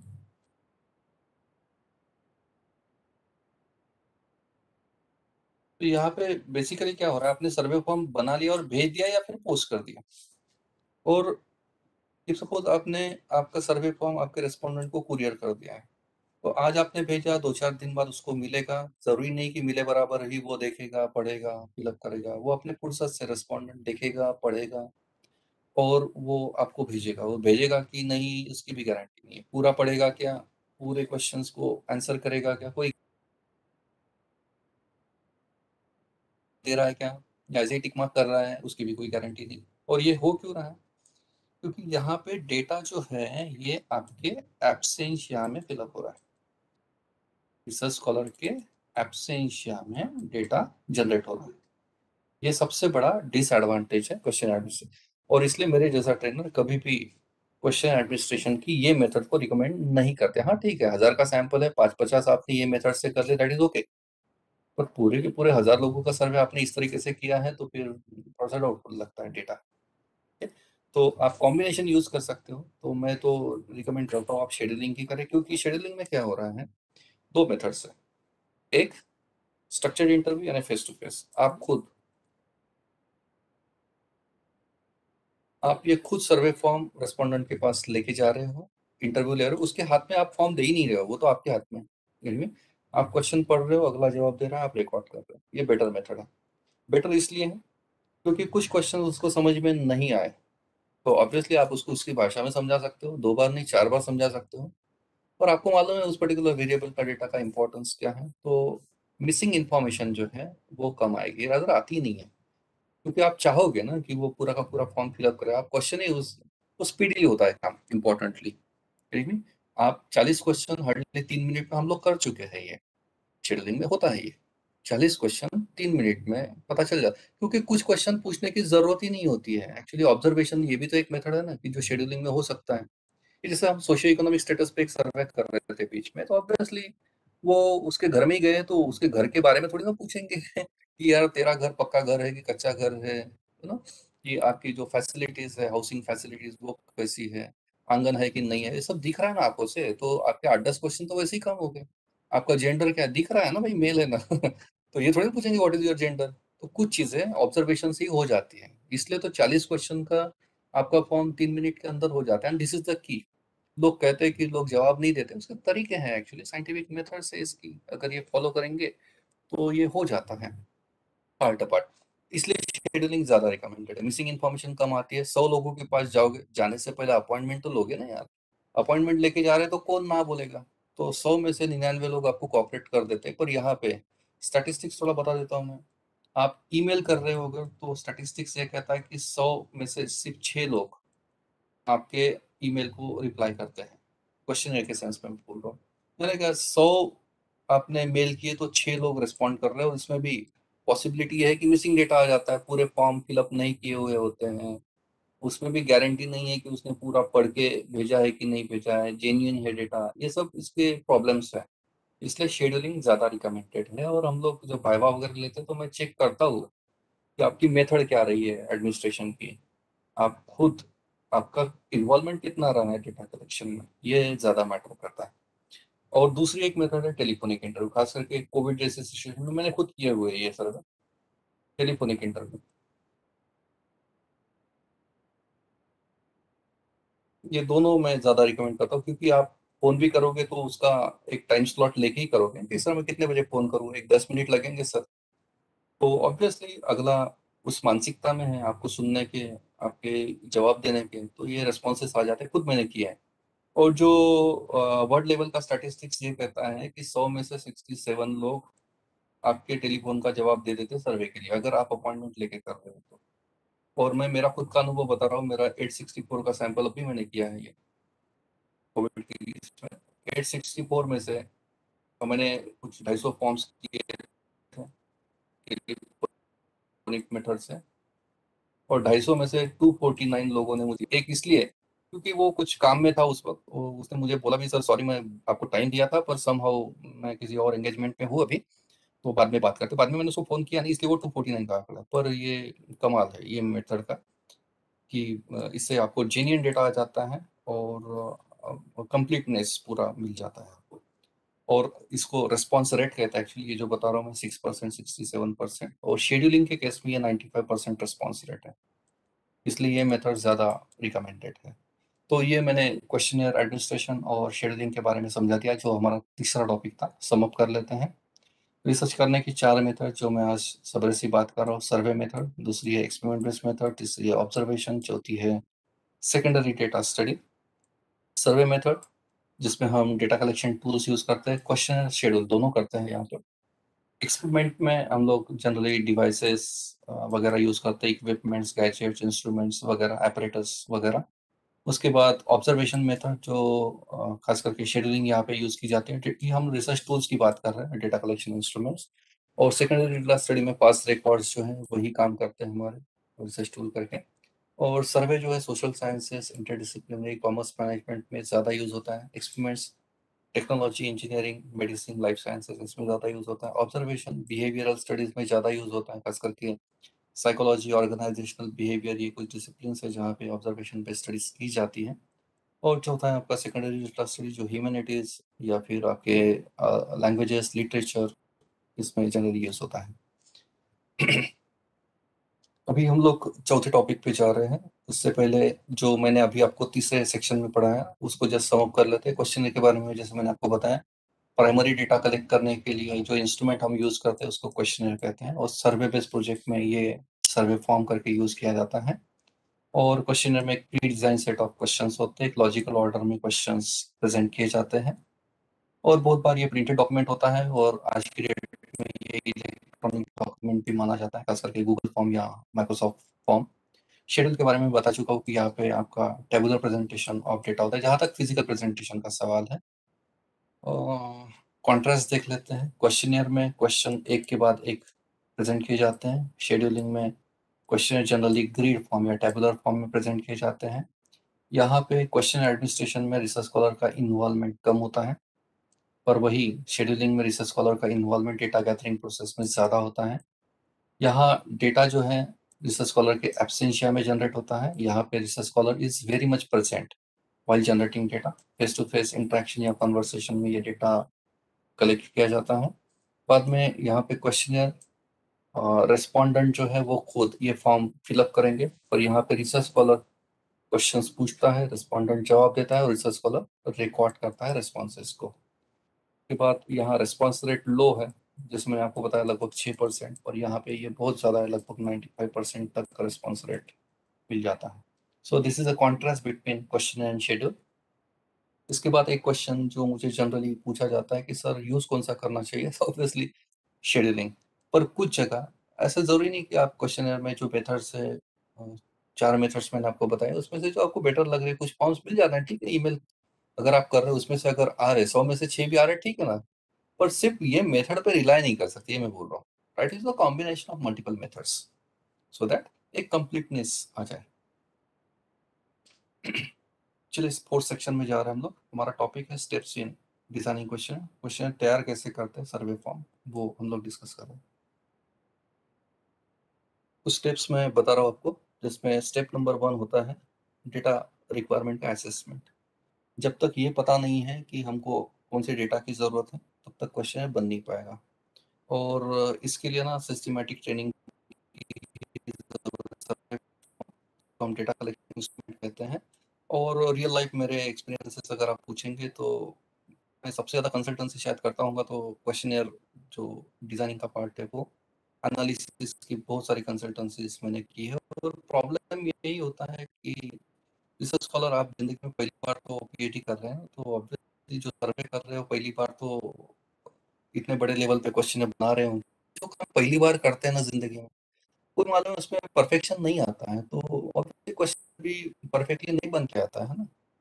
आपने साइकिल चलाना जिंदगी में पहली बार सीखा होगा, तो आप गिरे होगे ना 4 बार, तब जाके तो फिर एक अंदाजा आता है कि साइकिल चलाई कैसे जाती है, और स्विफ्टली चलाने में क्या करना होगा। ऑब्वियसली स्पीड जब पकड़ेगी साइकिल, तभी तो बैलेंस करेगी ना, जब स्पीड ही नहीं है तो बैलेंस कैसे करेगी। ये एनलाइटनमेंट कब होगा, जब आप 10 बार चलाओगे साइकिल, गिरोगे, तब जाके एनलाइटनमेंट आना, इंसाइट आना शुरू होता है। वही चीज रिसर्च के लिए भी लागू। आपने हाइपोथेसिस पहली बार बनाया है, तो पूरे चांसेस है। और वही फॉर्म में पहली बार ही बना रहोगे तो वो गलत होता है, क्योंकि उसके लिए थोड़ा सा एक्सपीरियंस, प्रैक्टिस की जरूरत है। जितना ज़्यादा करोगे उतना ज़्यादा इंसाइट्स निकल आते हैं। और मैंने जो देखा है वो बेसिकली मेरे पास जो क्वेश्चन आते हैं, ऐसा कोई भी क्वेश्चन मैंने नहीं देखा अभी तक जो ठीक से बन पड़ा था। जितनी भी कंसल्टेंसीज मैंने की है, मेजर चेंजेस थे, मैं माइनर चेंजेस भी नहीं बोल रहा हूँ, मेजर चेंजेस आते हैं। और बात वही है कि हमको ये सिस्टमैटिकली मालूम नहीं कि बनाते कैसे है, तो हम जो बनाएंगे हमारा नॉलेज या फिर हमारे दोस्तों को पूछ के जो आप करोगे, तो वो गलत। किसको पूछ रहे हो वो भी तो मैटर करता है ना, कि आप अपने दोस्तों को पूछ रहे हो जो आपके लेवल पे है in terms of understanding and knowledge. तो ऑब्वियसली इनपुट्स उसी तरीके से आएंगे। और इनपुट किससे लेना चाहिए, आपसे एटलीस्ट 2 लेवल ऊपर जो है वही आदमी आपको इनपुट्स दे सकता है। पार्ट बाय पार्ट मैं आपको थोड़ा सा इनपुट्स दे देता हूँ क्वेश्चन डिजाइनिंग को लेकर। मैं जनरली 3 घंटे का पूरा, रादर 5 दिन का वर्कशॉप ही होता है मेरा ये क्वेश्चन डिजाइनिंग का। और यहाँ थोड़ा सा ब्रीफली मैं समझा देता हूँ स्टेप्स क्या फॉलो करनी है और क्या प्रिकॉशंस लेनी है। स्टेप नंबर 1 है इसमें डेटा रिक्वायरमेंट का असेसमेंट। जब तक ये मालूम नहीं है कि डेटा क्या चाहिए आपको, उस तो ऑब्वियसली आपका क्वेश्चन ठीक से नहीं बनेगा। तो डेटा असेसमेंट कैसे करते हैं वो समझा रहा हूँ। ठीक है, हम लोगों को डेटा गैदर करना है। जैसे मैं आज जब सेशन शुरू किया, ये चार्ट मैंने आपको बताया था, इस तरफ डेटा है और यहाँ पे रिजल्ट्स हैं, और इसके बीच में आता है एनालिसिस। और डेटा गैदर करने के लिए क्या यूज कर रहे हैं, इंस्ट्रूमेंट। तो सर्वे में क्या यूज कर रहे हैं? क्वेश्चन। अभी जैसे मैं सवेरे भी बता रहा था आपको, ये इनपुट का काम करता है और इनपुट कहाँ से आ रहा है? तो क्वेश्चन से। अगर ये इनपुट ही गलत है तो आउटपुट जो है वो भी गलत आएगा।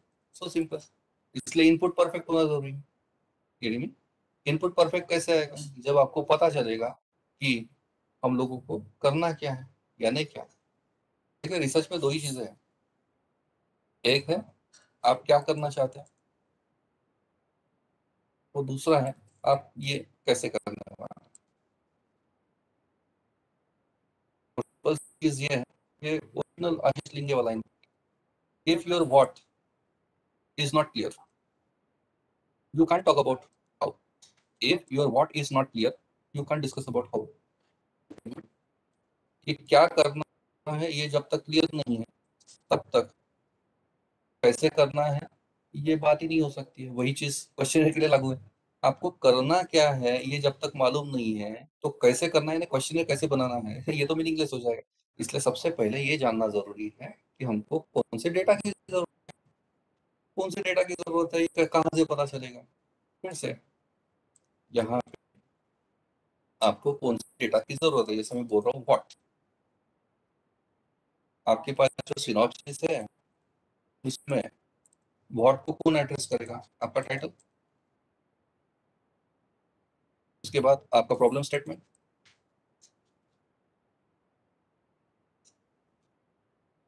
आपका आरक्यू,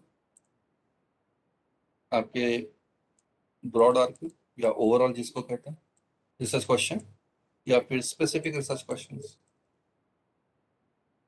उसके बाद आपके आते हैं ऑब्जेक्टिव्स, आपके हाइपोथेसिस।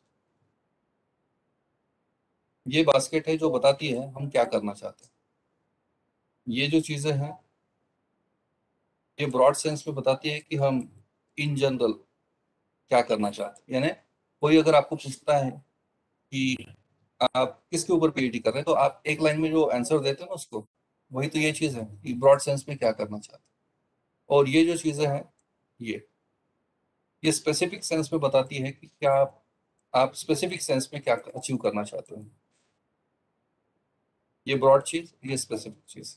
जब तक यहाँ से वर्कआउट करके व्हाट क्लियर नहीं होगा दोनों सेंस में, ब्रॉड सेंस में और स्पेसिफिक सेंस में, तब तक डेटा रिक्वायरमेंट एसेस नहीं होगी। तो सबसे पहले काम क्या करना है, क्वेश्चन बनाने से पहले हमको व्हाट क्लियर करना है कि क्या डेटा की जरूरत है। जो ये 5 चीजें बताएगी कि हम लोगों को डेटा की क्या जरूरत है, कौन सा डेटा लगने वाला है।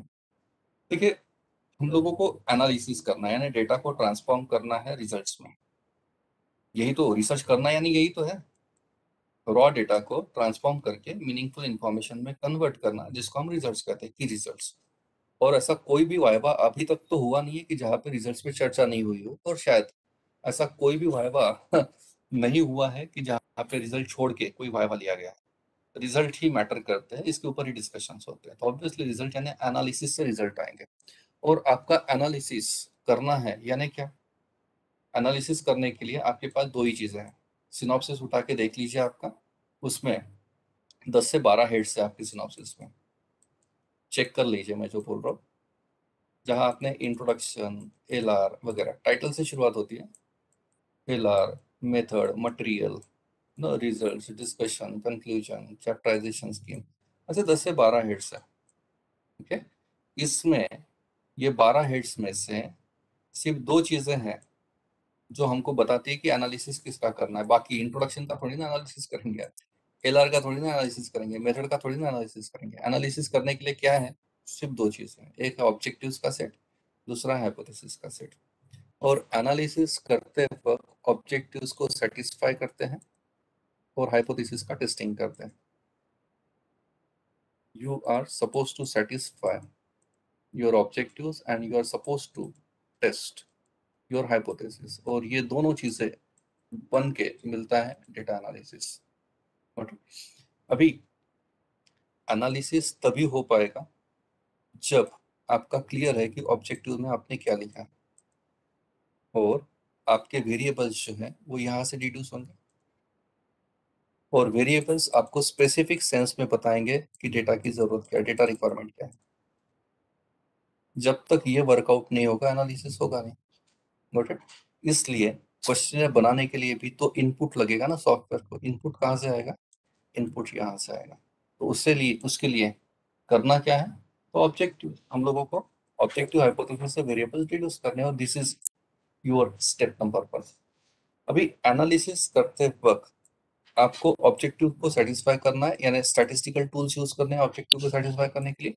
इसके लिए जो स्टैटिस्टिक्स में बास्केट है इसको कहते हैं डिस्क्रिप्टिव स्टैट।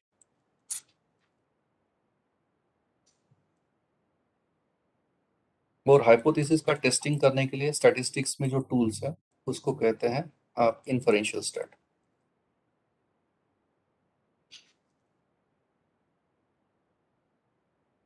यहाँ पे क्या आता है?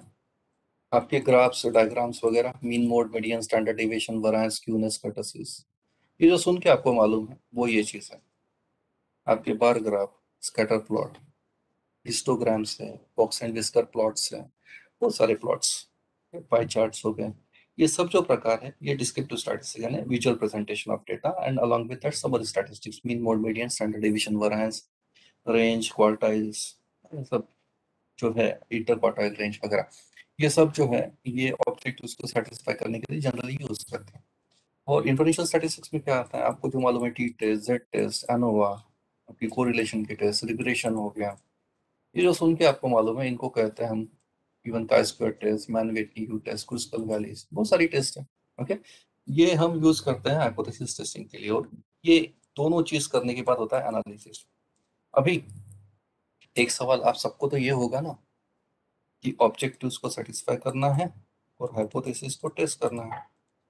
तो जो मैं बोल रहा था, मुझे जो कंसल्टेंसीज मैक्सिमम आती है वो इसको लेके कि सर डेटा तो कलेक्ट हो गया है, अभी ये ऑब्जेक्टिव्स को सेटिस्फाई करने के लिए स्टैटिस्टिकल टूल्स कौन से यूज करूँ और हाइपोथेसिस कौन सी टेस्ट लगाऊं मैं? मेरे पास 9 हाइपोथेसिस है, H1 H2 up to H9, इसको मैं कौन सी टेस्ट लगाऊं?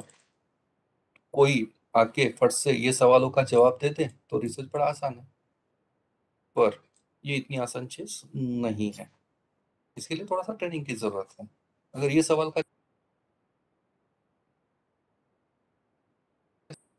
नासिक में एक रिसर्च हुआ था 2016 में, और ये रिसर्च हुआ था हमारे जैसे लोगों का, रिसर्च स्कॉलर्स का, जिन्होंने 2016 तक पीएचडी सबमिट की थी वहाँ की यूनिवर्सिटी में। उनका रिसर्च किया गया था, उसमें कुछ अच्छे खासे क्वेश्चंस पूछे थे और ये महाराष्ट्र टाइम्स में पब्लिश भी हुआ था। और उसमें एक क्वेश्चन ये पूछा गया था कि आपको सबमिशन के लिए कितना टाइम लगा। और ये डेटा आने के बाद, एक एनालिसिस होने के बाद जो रिजल्ट्स आए थे, उसमें एक स्टैगरिंग फैक्ट ये आया कि लगभग 70% पीएचडी स्कॉलर्स को 5 साल से ऊपर का टाइम लगा है पीएचडी सबमिट करने के लिए। गेटिंग में 100 में से 70, यानी क्या, 70% research scholars are not able to submit their PhD thesis within stipulated period of time. और ये 5 साल का माना जाता है इंडिया में। यानी 5 साल का पीरियड कम लग रहा है एक पीएचडी करने के लिए 100 में से 70 लोगों को, यानी क्या कुछ तो तकलीफ है बॉस। ऐसी तो बात है नहीं कि पीएचडी 5 साल में होती नहीं है, पर ये हो रहा है। 5 साल में कम पड़ रहा है लोगों को। एक तो ये री रजिस्ट्रेशन कर रहे हैं या फिर एक्सटेंशन मांग रहे हैं जो 1 साल के लिए मिल जाता है, और ये आंकड़ा बहुत बड़ा है, 100 में से 70। यहाँ से आगे इनको एक क्वेश्चन ये भी पूछा गया कि क्या प्रॉब्लम हुई है आपको, यानी ये इतना टाइम क्यों लग रहा है? तो उसमें एक 7-8 कारण है, जिसमें से एक जो मुझे ग्लेरिंगली उभर के आया वो मैं बता रहा हूँ।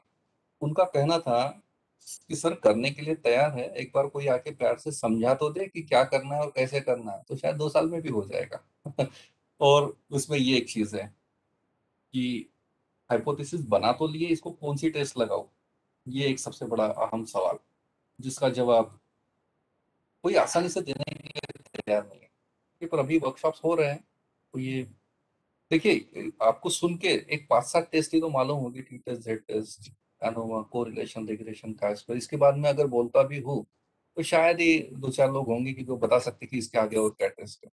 तो गिन चुन के कितने 7-8 टेस्ट तो है, 5 साल में 7-8 टेस्ट तो सीख ही सकते हैं। और बात तो ये हो रही कि आज जो ऑनलाइन वर्कशॉप्स हो रहे हैं इसमें 5 दिन में पूरा बास्केट हो जाता है, पर उसके लिए 5 साल कम लग रहे हैं, तो ये थोड़ा सा डाइजेस्ट नहीं होती है चीज।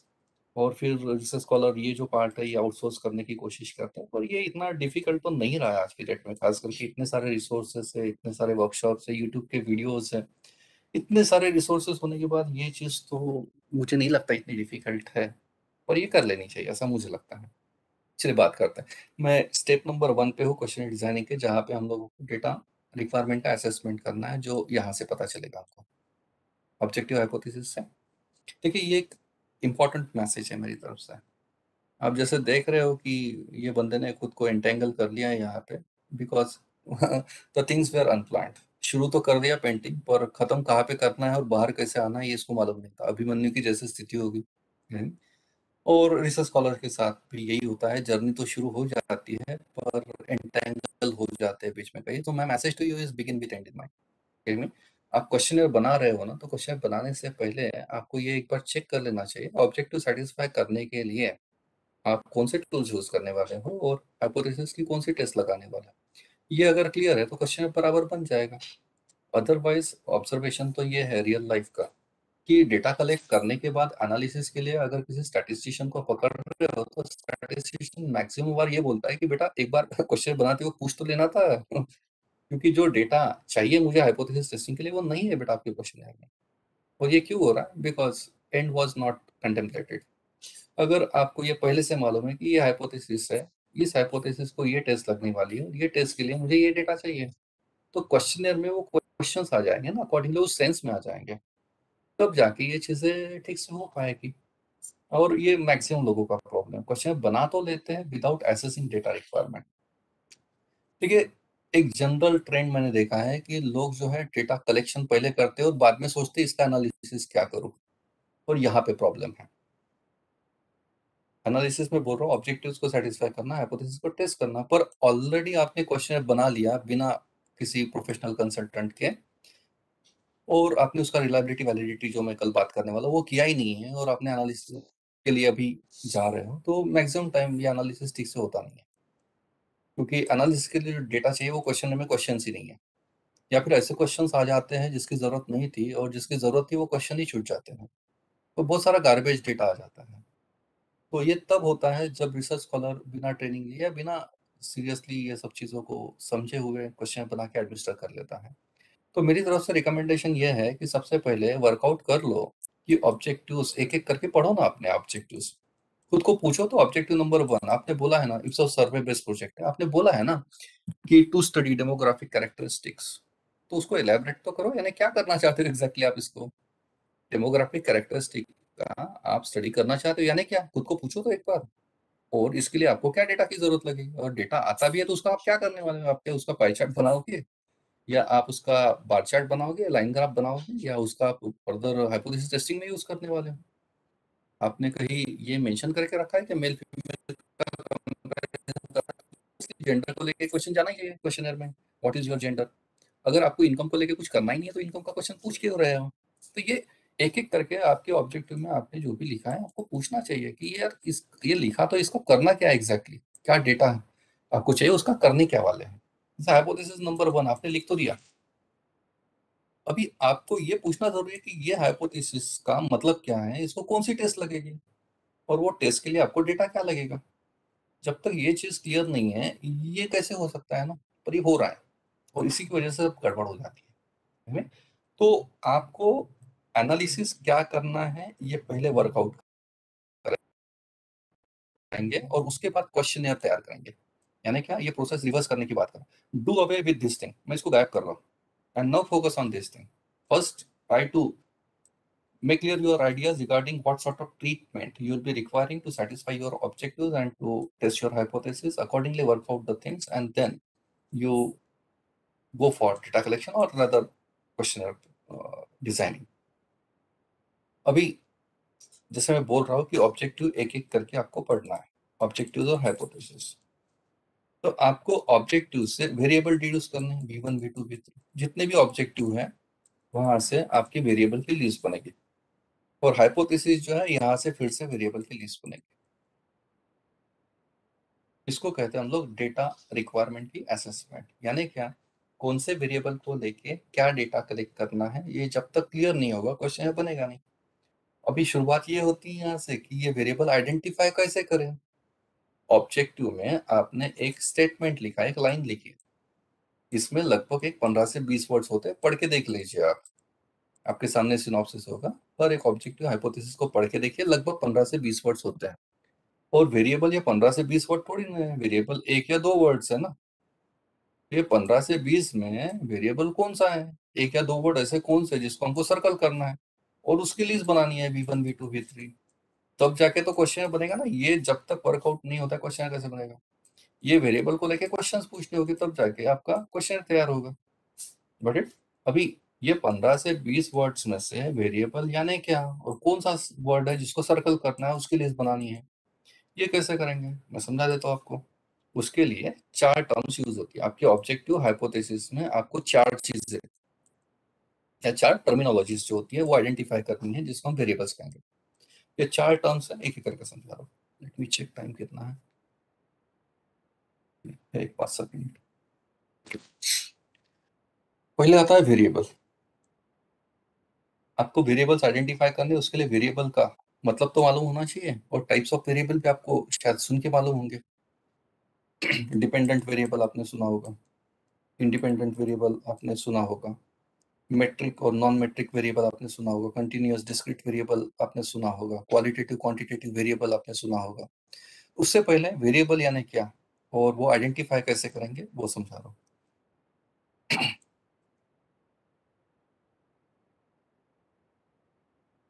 वेरिएबल ये जो शब्द है वैरी, VARY, ये शब्द से बना है, और वैरी का मतलब होता है चेंज।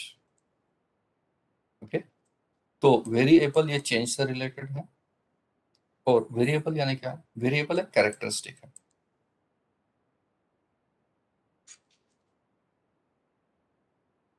फीचर बोल सकते हैं आप,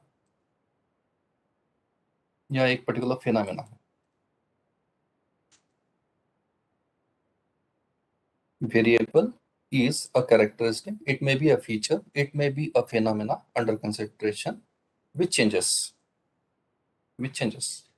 वेरिएबल एक ऐसी कैरेक्टरिस्टिक है वो जो चेंज होती है। ये डेफिनेशन आपको गूगल पे या किसी किताब में मिल जाएगी। पर क्या ये डेफिनेशन से हमको पता चल जाएगा कि हमारे वेरिएबल क्या है? नहीं, उसके लिए ये डेफिनेशन को थोड़ा एलैबोरेट करना होगा। ये डेफिनेशन का कॉन्टेक्स्ट कुछ ऐसा बन जाता है, variable is a characteristic which is changing with a given context. अभी इसका एग्जांपल दूंगा तो शायद और ज्यादा क्लियर हो जाएगा। मैं बोल रहा हूँ variable is a characteristic which is changing with a given context. मुझे कॉन्टेक्स्ट देना जरूरी है। जैसे हम सर्वे कर रहे हैं, सर्वे के लिए कॉन्टेक्स्ट क्या हो सकता है? कॉन्टेक्ट एक कॉन्टेक्स्ट में ले रहा हूँ हमारे रेस्पोंडेंट्स,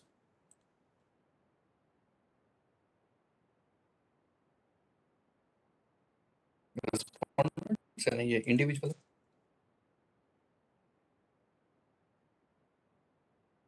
या और एक हमारी भाषा में पर्सन, एक ऐसा व्यक्ति है जो हमको डेटा देने वाला है।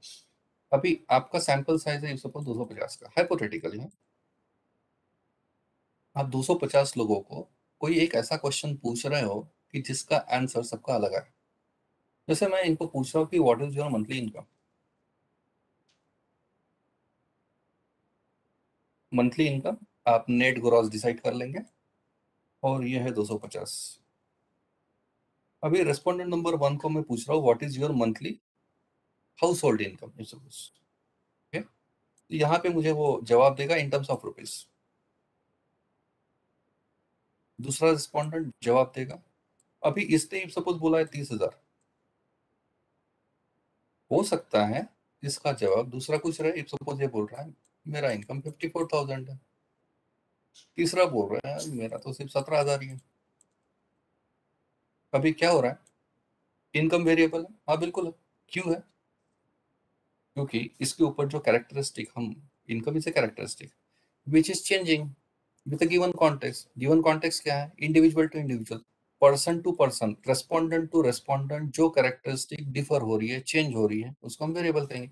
यानी क्या, इनकम को लेके हर एक रेस्पोंडेंट का जवाब जो है वो अलग अलग आ रहा है। Getting me?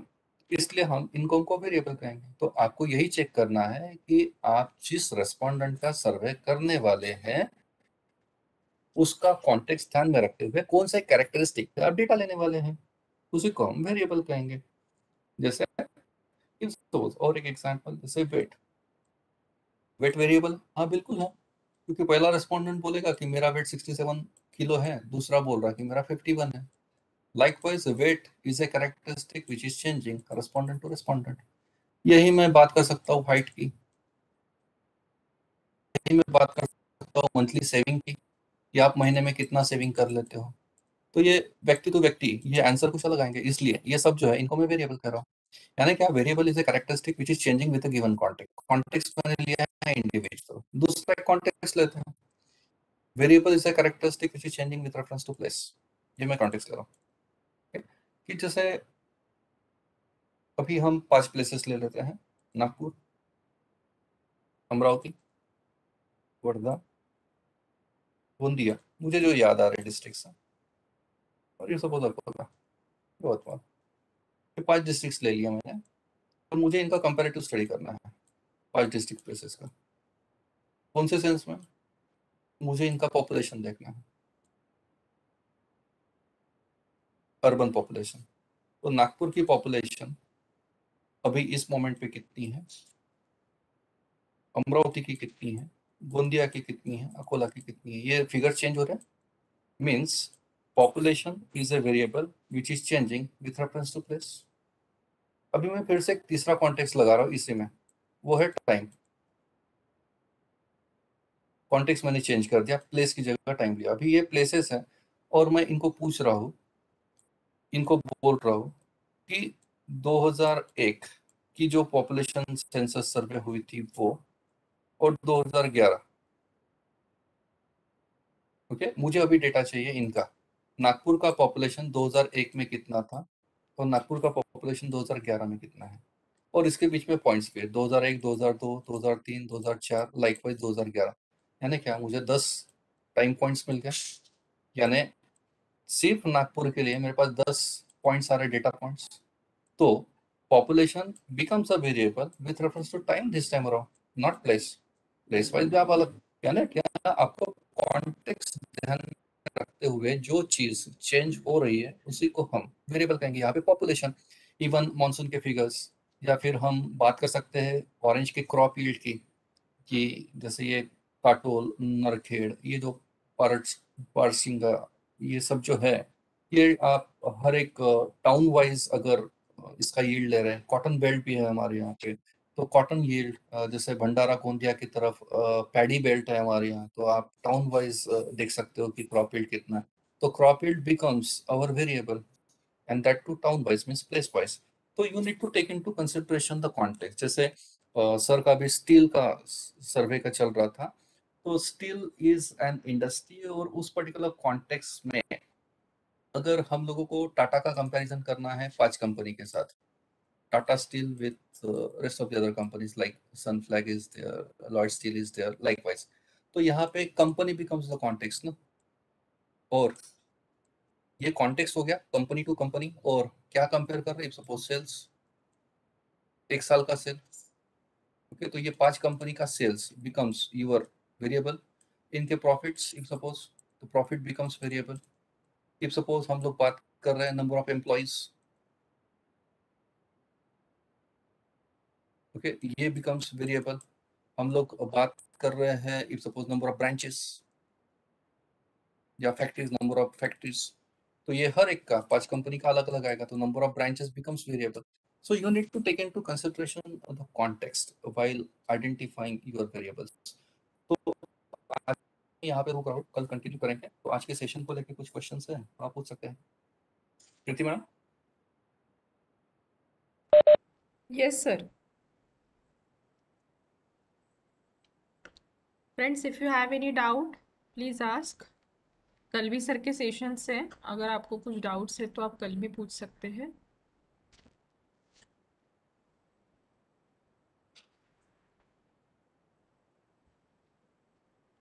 Hello, am I audible? Yes, ma'am. Yes.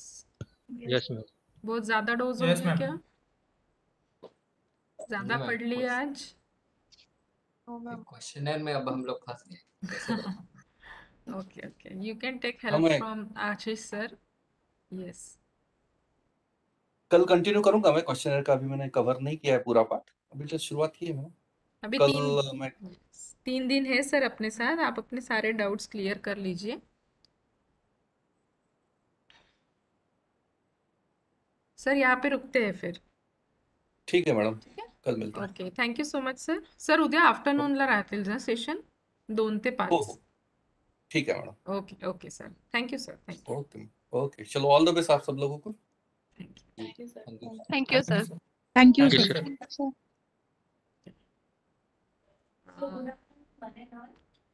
Friends अभी 2 बजे अपने सेमिनार्स है, तो जरीन खान मैडम है क्या? अनम्यूट करके बोलिए, जरीन खान.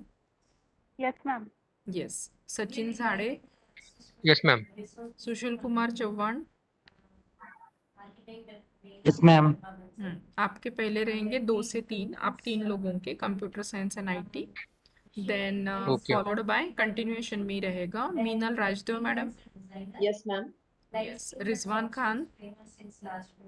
इनको तो देना ही नहीं है सेमिनार, कल इन्होंने मुझे बता दिया फ़ोन करके मेरा PPT रेडी नहीं है, I will not able to do. मुझे फेल की मार्कशीट मिली तो भी चलेगा. ऐसा कोई है आप में से और कि जिनका ऐसा एटीट्यूड है रिसर्च के बारे में, मुझे पहले ही बता दीजिए, मतलब मैं उनको अभी रजिस्ट्रेशन उनका कैंसिल कर देती हूँ अपने कोर्स में से. Neha Pandey. Neha madam. Present, ma'am. हाँ, तो आता रिजवान खान सर नहीं आए तो आपका सेकंड नंबर पे रहेगा, मीनल मैडम के बाद आपका रहेगा 3 बजे Okay, वाले ma'am. पे, ठीक है? Okay, ma'am. हाँ. Yes. Hemant sir, Hemant Deshmukh sir. Hemant Deshmukh आहेत का?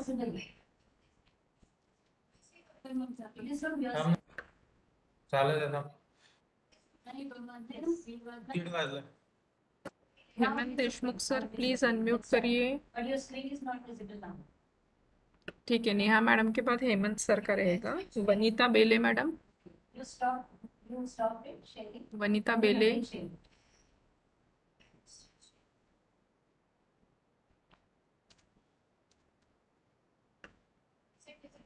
And next one is Murli Manohar sir.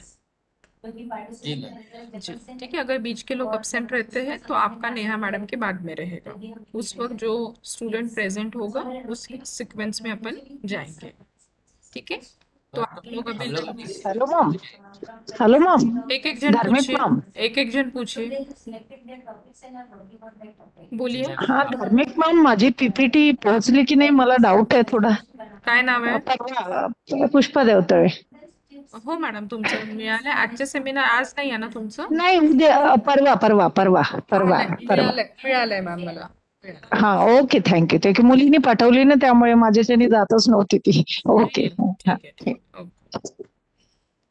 Ma'am मैं ये पूछ रहा था कि हमें 3 बजे लॉग इन करना है.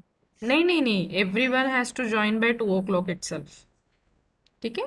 सभी को 2 बजे ही ज्वाइन करना है. You have to listen the seminars of your batchmates also and you can ask them questions, you can discuss with them. ये ओपन प्रेजेंटेशन वाइवा जैसे होता है उस तरीके का रहेगा. सबकी अटेंडेंस मस्ट है. 2 बजे ही आप सभी लोग ज्वाइन करेंगे, ठीक है? बट जिनके सेमिनार है वो लोग प्रेफरेबली जल्दी ज्वाइन करने का ट्राई करिए. और मैं सेमिनार मेरे तरफ से शेयर करूंगी, आपको सिर्फ अपने तरफ से उसको बोलना है. टेक्निकल चीज़ों में मत पड़िए, I will handle all the part, ठीक है, थैंक यू. ठीक है? Okay, ma'am. आप सिर्फ मुझे नेक्स्ट बताते जाइए जब भी आपकी स्लाइड चेंज करनी होगी. I will do from my side, ठीक है? अभी Ma'am. या so we will take break and please join by 2 o'clock. चलिए, all the best to all the participants जिनके आज सेमिनार से. और Thank you, ma'am. एक चीज याद रखना कि अपना 8 मिनट में 10 मिनट में कंप्लीट हो जाना चाहिए, क्योंकि आपके जो मार्क्स है ना उस हिसाब से डिवाइडेड है. क्योंकि मैंने एक जन का प्रेजेंटेशन देखा, 23-25 स्लाइड्स मुझे देखे. तो देखिए आपको टाइम मैनेज करना है, within 10 minutes you have to finish it, ठीक है? चलिए अपन 2 बजे मिलते हैं. लंच कर लीजिए और फटाफट ज्वाइन करिए.